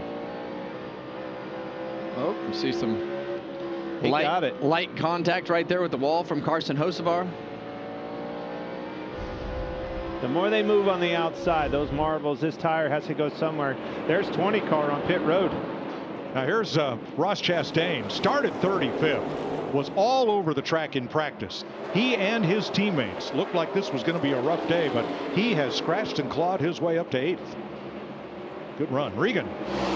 Well, Mike, you mentioned Ross Chastain and the job that they have done today with that car. It started off really brutal. They were struggling for grip, tight with the nose, couldn't get the rear to turn. Report from Ross a little while ago, it's the best that it's been all day long. Needs a little bit of overall grip is the main thing. And you see the 20 of Christopher Bell on pit road. He had been too loose this entire run, as you guys had noted. They made a swing to try and make it better for this run, anticipating the track to tighten up, but finally too much. They had to come to the pits. So Bell pitted from 9th place. And the way they get around here, he comes back on track in 23rd, 2 laps down. Austin Cindric also pitting. Larry? Yeah, I have no idea why they're pitting, Mike. Again, they were all on pit road at lap 258. Well, go back racing 265. There's not a lot of fall off, as you see now. Also, Ty Gibbs hitting pit road. They are pitting very, very early than what they had to do. They should be able to go to at least lap 440.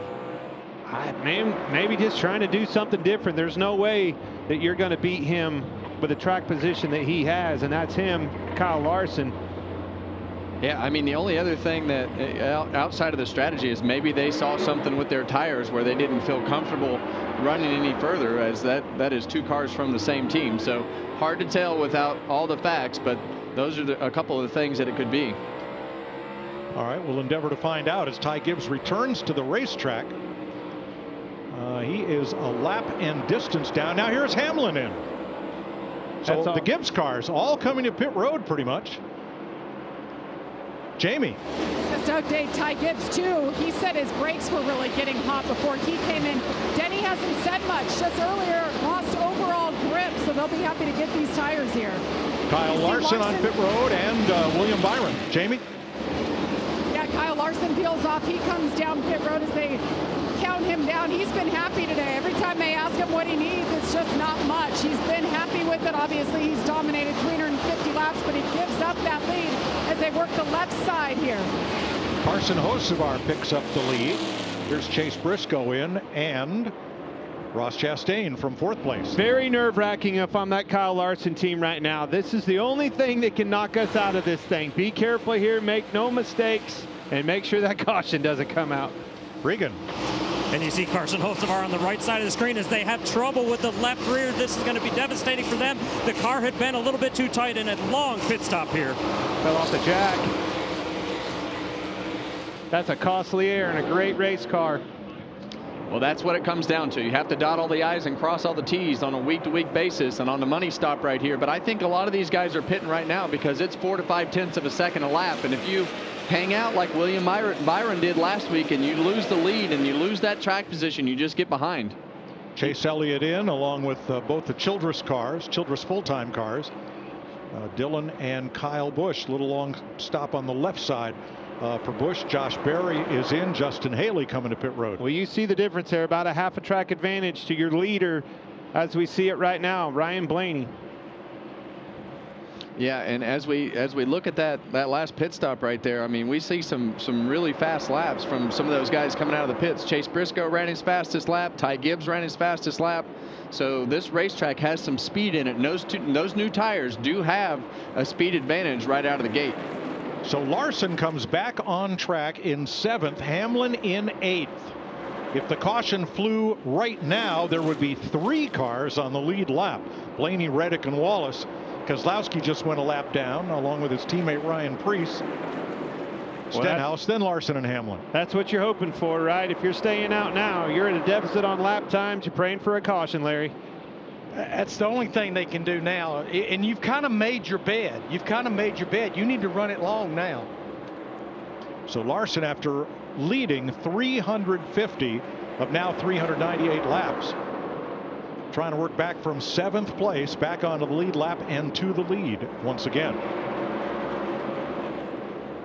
Yeah, you see Kyle Larson going by Jesse Love right there. He's 6 laps down, making his Cup Series debut today. So welcome to Bristol and Cup racing, Clint. Yeah, and a long green flag runs, right? This race could have drastically been different. I don't want to knock him for being 6 laps down here. No, not at all. Extremely challenging racetrack under very difficult circumstances of long green flag runs and lap traffic and everything else. And a lot of learning. I've kept an eye on him, Clint, and he's been very respectful of lead lap cars, getting either up and out of the way or down and out of the way, depending on what line the car is trying to lap him or running. Which also slows you down a little bit, right? So maybe 1 or 2 of those laps probably aren't necessarily legit as far as lap times. I don't want to take away from what he's accomplished today. Yeah, but to Mike's point, it's just he's very aware of his scenario.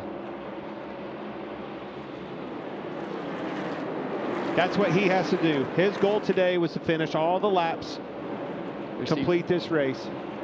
Tyler Reddick, one of those cars, he and Bubba Wallace that we just showed, 2 of those cars that are out there hoping for that caution. That gap's getting smaller. It's not a half a track anymore. Well, it's about 12, almost 13 seconds first to second. Reddick and Wallace, the 2:23.11 cars, pretty close together. So these 3 plus Ryan Preece, which are the cars that have not stopped. Larry, how long can these leaders go? As long as they were full when they pitted at lap 258, they can go about lap 440, which is another 30, 35 laps from now. Well, that's the plan. It's what we're doing. Hoping for a caution. Can it happen? We've seen crazier things at Bristol. 43 in the wall again. Eric Jones slow down the front straightaway. He's up way high as you watch from the onboard in turn 2, letting traffic by. He was in the wall all the way around there, guys. If he wanted to pit, he had no chance to do so on that lap, but he's staying high on the racetrack, so apparently he's okay to continue. And you see him running right up against that dark, and a lot of times when you're trying to push that groove up a little bit, sometimes you slip. And we talked about those marbles earlier. They're right on the top of that black rubber line right there, and you get up in those and it sucks you right in. And it was almost the caution that this guy right here was looking for. So, Larry, the strategy of Ryan Blaney and 2311 Reddick and Wallace with the long run, I guess if you do the same thing as Kyle Larson and he's the fastest car, you're not going to beat Kyle Larson. Yeah, I would have definitely done something totally different than the 5 and the 11 and the 54. That's exactly what these 3 or 4 teams are doing. But they need a caution. Yeah, and that's the only part that I don't like about it. You know, you're trying to do something different for sure, but when you get so far behind, then you're going to cost yourself who knows how many positions as you run this long if you have to pit under green. So Larson has gotten past Ryan Preece, and Bubba Wallace is going to go a lap down here, perhaps to Blaney, and that would put Wallace in the free pass position. Denny Hamlin's run this Larson down too. Keep an eye on that as they're trying to run down your leader Blaney. Denny's caught him. There was a huge difference between that 5 and the 11. Not so much anymore. Larson about 0.2 of a second a lap quicker than Blaney over the last few laps.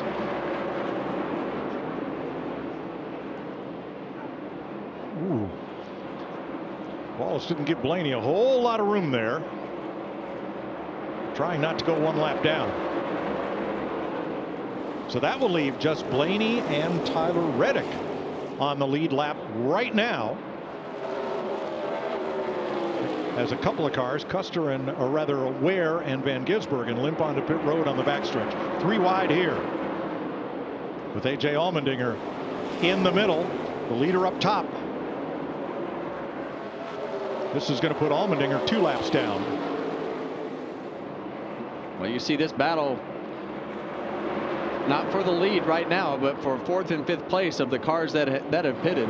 Larry, how did he catch him? He was almost a half a track ahead of that 11. How did Denny Hamlin win Darlington? Half a second faster pit stop than the 5. There you have it. Oh. Thank you, boys. Team effort. Well, we heard Denny Hamlin talk during the pre-race about his mental strategy of how he approaches each run and breaks these races up into segments and approaches them 1 or 2 spots at a time, 1 pit stop at a time. And that's what you see when you get to the end of these races of guys like Hamlin that have that experience of being able to mentally keep themselves in each chunk of the race. So these 2 guys, they're going to go at it again. We knew both of them were really good here at Bristol, but 1-2 here again, getting close to the end of this race. Now here's a heartbreaker. We're riding with Ryan Preece. A moment ago we were riding with Carson Hocevar. Hocevar is as fast as Hamlin. He's keeping right pace with the number 11, but he had a 22-second pit stop, and that's why Hocevar is a lap down, and Blaney is trying to race his way, or excuse me, Hamlin trying to race his way to the lead. Here is the stop for the 77, and you'll see the trouble when they come around to the left side. And it comes off the jack.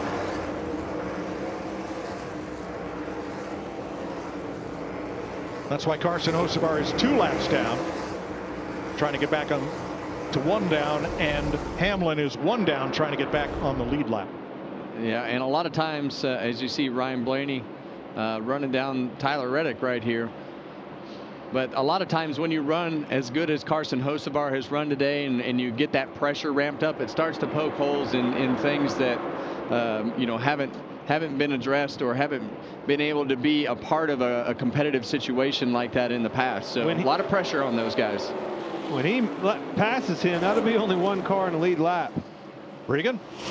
Mike, just to update the 12 car, Ryan Blaney, over the past 25 laps, I've seen his crew guys get on the wall 3 or 4 different times like they were about to come to pit road. As of right now, they have kind of stepped back. They've put the fuel cans actually in the holder that holds them when they're not planning on to pit. So I don't know what's going on here, but they don't look like they're ready to come anytime soon. Well, he's only about 0.2 of a second a lap slower than Kyle Larson, even though his tires are, what, 140 laps older.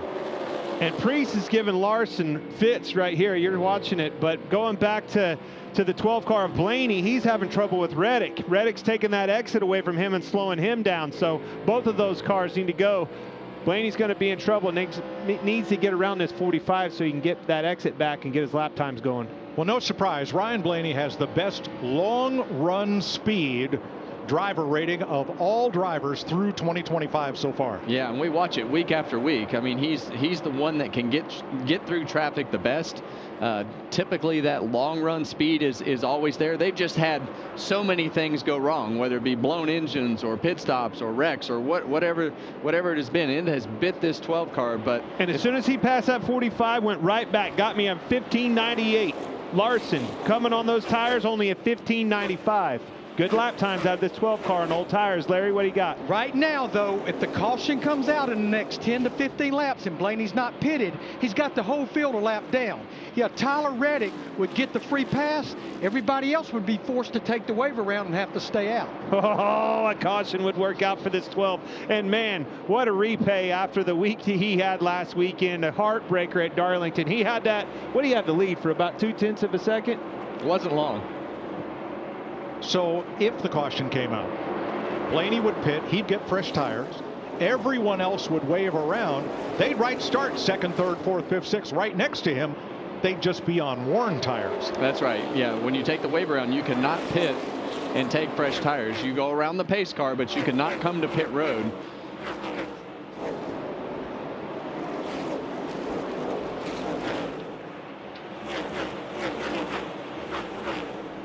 .68 laps to go. Ryan Blaney on a lap by himself. Reddick, just having been lapped, comes to pit road. How long can the 12 stay out? You'll see it all as we go Fox side by side.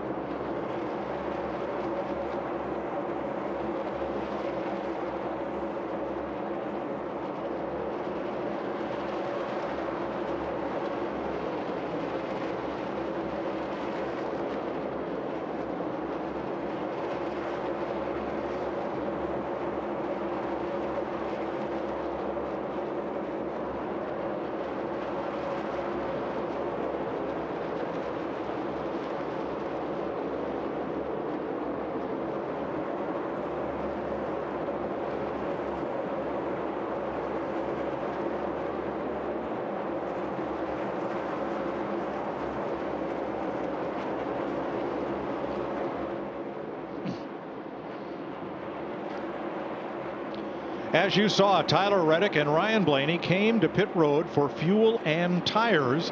That will cycle the lead back to Kyle Larson with 58 laps to go ahead of Hamlin, Gibbs, and Briscoe. Blaney comes out in 9th. And Reddick in 18th. Now Blaney was 4th before the pit cycle and comes out 9th here with 57 to go. Well, I think right now it's just going to be a matter of how he can get through traffic and how many laps he can take advantage of that speed that those new tires have and where it levels off and how far he's been able to move himself forward when we're talking about Ryan Blaney.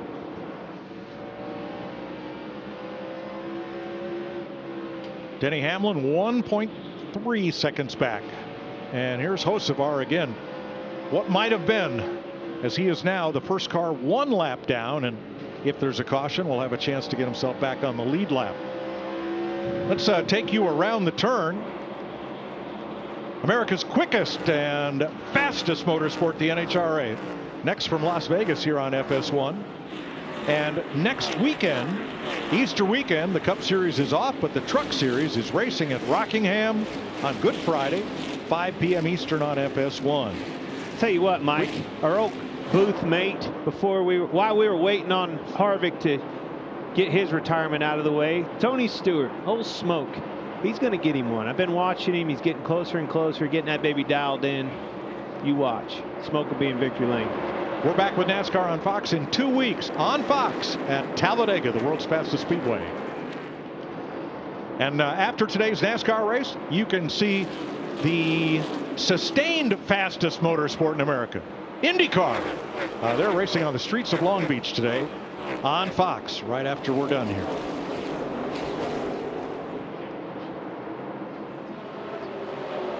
Well, you see Denny Hamlin hanging around right there behind Kyle Larson, and Kyle Larson has a gaggle of cars right in front of him. Yes, he does. Look at this mess. Wow, that's everybody trying to keep from going another lap down. And how many times have we seen Ryan Preece about to be lapped or just have been lapped? And look how that 11 car comes right back into the picture when he gets stuck in this traffic jam. It ain't over. Denny Hamlin trying for 3 in a row. Kyle Larson trying to break that up after leading 362 laps so far. Pretty dominating performance. I tell you what, you get that thing in clean air, and that 5 car is a rocket ship. Heartbreaker for his teammate.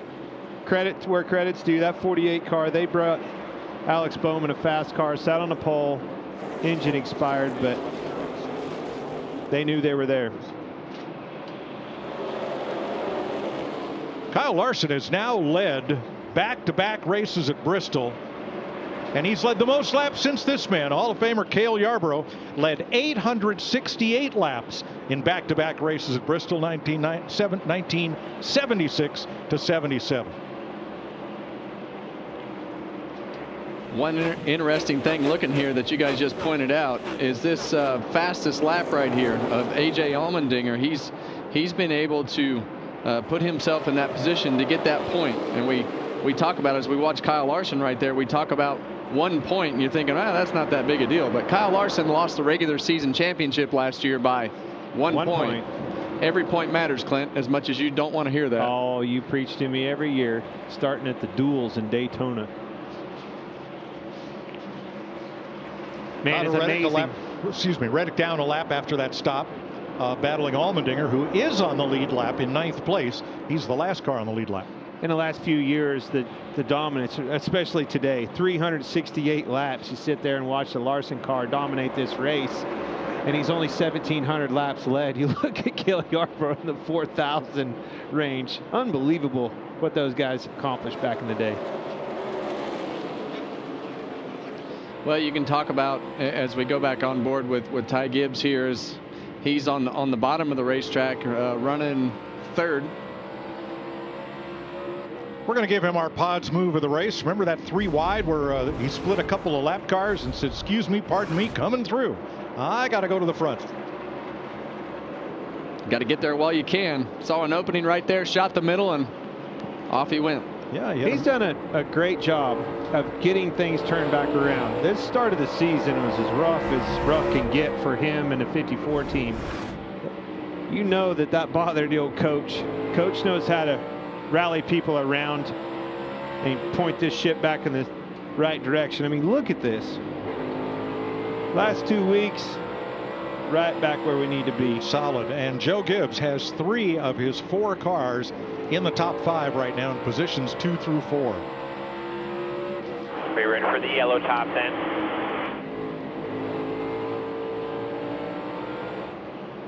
All right, what do you feel like here with 40 laps to go at Bristol? You've run 460 laps on this place. Well, who am I? Am I Kyle Larson? Oh, you just said I'm leading. All right, I'm sorry. I'm picking you up. I'll tell you what I'm thinking. Please, no caution. No caution, no caution. Let's get this over. I'm super happy with my car. If I'm Denny Hamlin, I want a caution. If I'm Blaney, I'm sick that the caution didn't come out. Well, for the most drivers, I think if you're not those guys that you're talking about, you're like, okay, you're talking to yourself. I need to make sure that I'm focused in a rhythm, because at this point during the race, a lot of times you feel like your eyeballs aren't working like they used to start the race, because you bounce up and down and it's so rigid. It feels like you're on a sidewalk bouncing around all day. Forgot what straightaway you're on. Forgot what straightaway you're on. So the fatigue that falls in at this point in the race on these long runs is at a pretty high level. All right, we're going to give you a second to rest with our last side-by-side commercial. 34 laps to go in the Kyle Larson Fun at Bristol.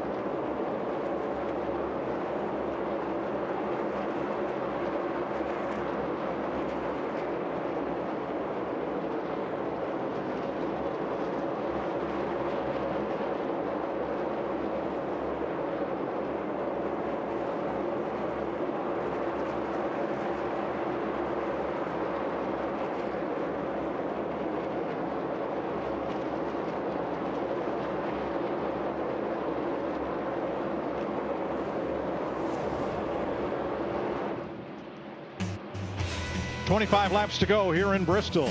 A weekend off, and then we go to Talladega. Join us for the Jack Links 500 pre-race, 1:30 Eastern on FS1.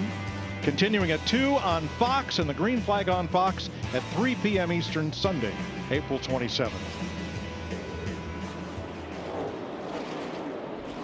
Kyle Larson, Denny Hamlin, separated by 1.2 seconds. Hamlin that lap half a tenth quicker than Larson, but just 23 laps to find a way to catch him. It really just comes down to the lap traffic. When he gets mired in traffic, Kevin, he gets slowed up a little bit. Clean air, he can manage it, but all it takes is one slip up, and one slip up could be this car in front of you, leader Larson. Eric Jones has bounced off the wall at least 12 times, and he's right in front of him. Larson, probably a good move to be on the bottom there. Well, sorry, Mike, you see the back of that car, of Larson's car, kind of slip off the bottom right there off of turn 2. We saw it the lap before off of turn 4. So did it again right there. I-3 back to the leader, running the bottom behind. But right now, his job is to put as many cars in between him and Denny Hamlin. So right now he's got about 4 cars, almost 4 cars. You know, as soon as he went to the bottom, though, now the 2 car got right back around him. Well, that's the problem, right? Like when you're running that top line and then you get to lap traffic and everybody's in the top line, then it just takes you a while. You have to inch by those guys running the top line just a foot at a time, and it takes multiple corners to make that pass.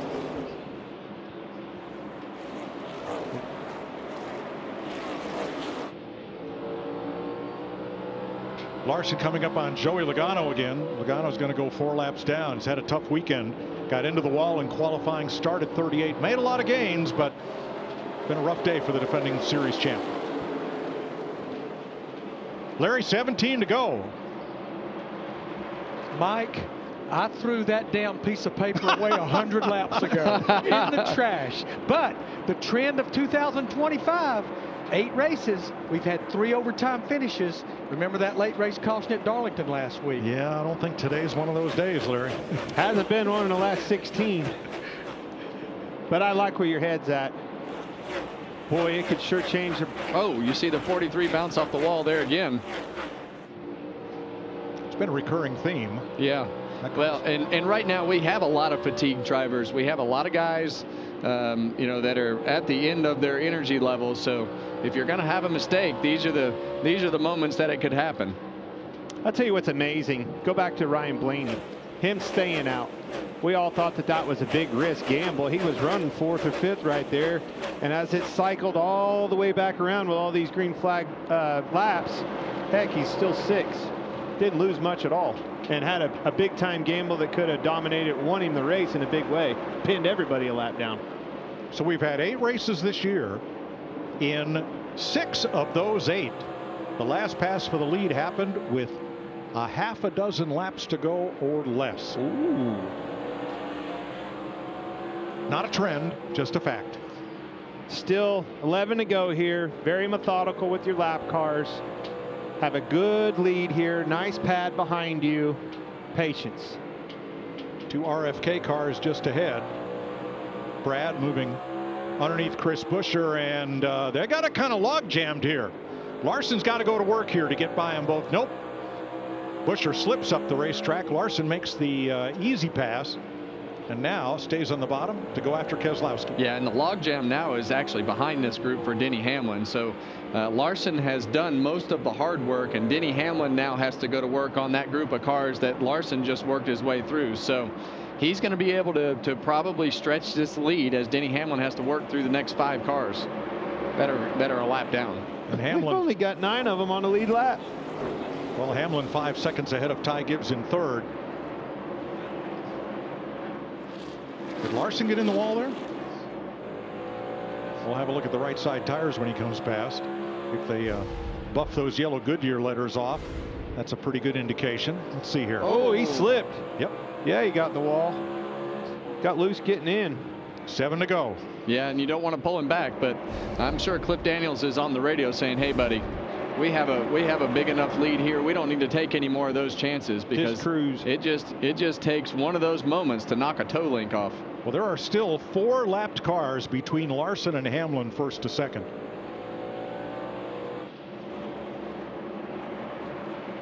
What a dominant day. 5 to go. Can he finish this deal, seal it up?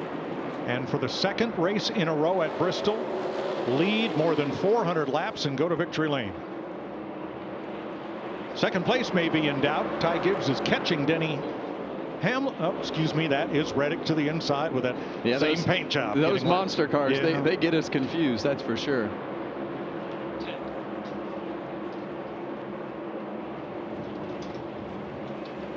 Three to go. Well, we talk about Kyle Larson and his dominance at this racetrack, and you know, you talk about hard to pass. You talk about all the different things of whatever you want to talk about, but he has just made a living out of going fast here at Bristol Motor Speedway in another dominant day as we see a battle for third place here between teammates. Gibbs and Briscoe with 2 to go. For Larson, I know he's got to be thinking about this truck race now. I mean, so close to the sweep. Finished second, had a chance to win it.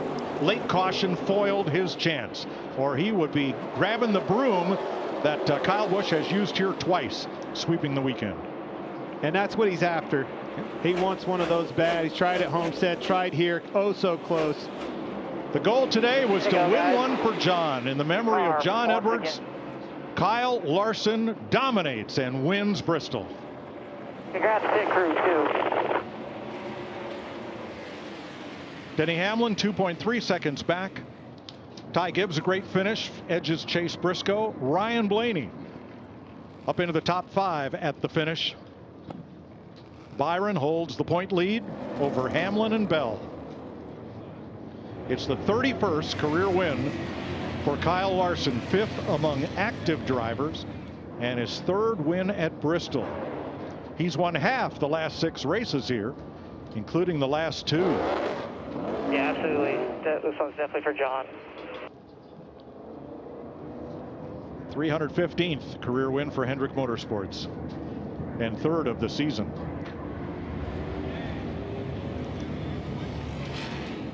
Doesn't get any more dominant than that. Got to give it up to the Gibbs cars. Remember that Bowman car was right there in the mix too. Bowman, but those Gibbs cars, they all had really good equipment this weekend. Put some pressure on Hendrick.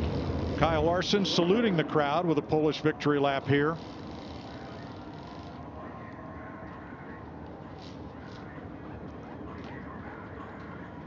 And parks it against the wall in front of his crew, who come out to pit wall to meet him.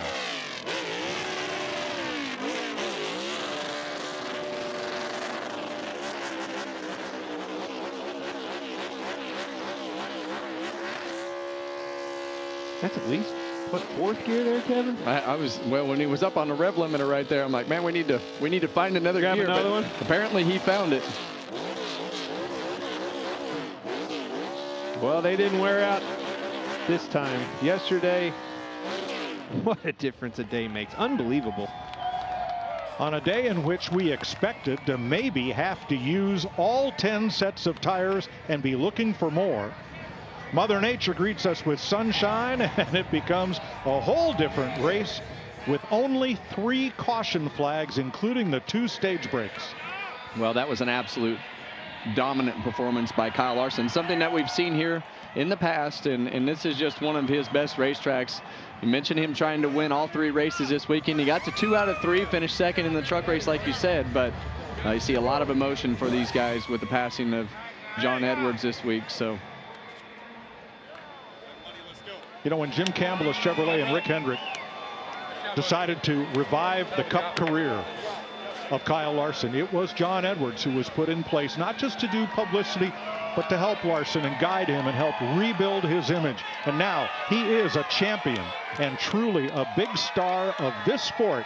And a lot of that credit must go to John Edwards. Well, arguably the biggest star in the sport right now. I think when you look at Kyle Larson and what he's been able to do here on Sundays and Saturdays and Fridays and during the week at his high limits sprint car series and everything that he races, dirt late model cars. Indy 500 coming up. Indy 500 coming up. He's just so known by all the race fans all over the world. And Jamie Little is with him. Kyle Larson gets the helmet off, and Kyle, what a dominant performance. You won 2 of the 3 races this weekend, but I just heard you say on the radio, we did this one for John. What did John mean to you, Kyle? Yeah, no, this one's definitely for John. He's just a great guy here. So we're going to miss him, but successful weekend here. Wish he was going to be here with us to celebrate, but I know he's celebrating with us in spirit. So, yeah, just a flawless race once again here at Bristol for the 5 team. Really, really good car.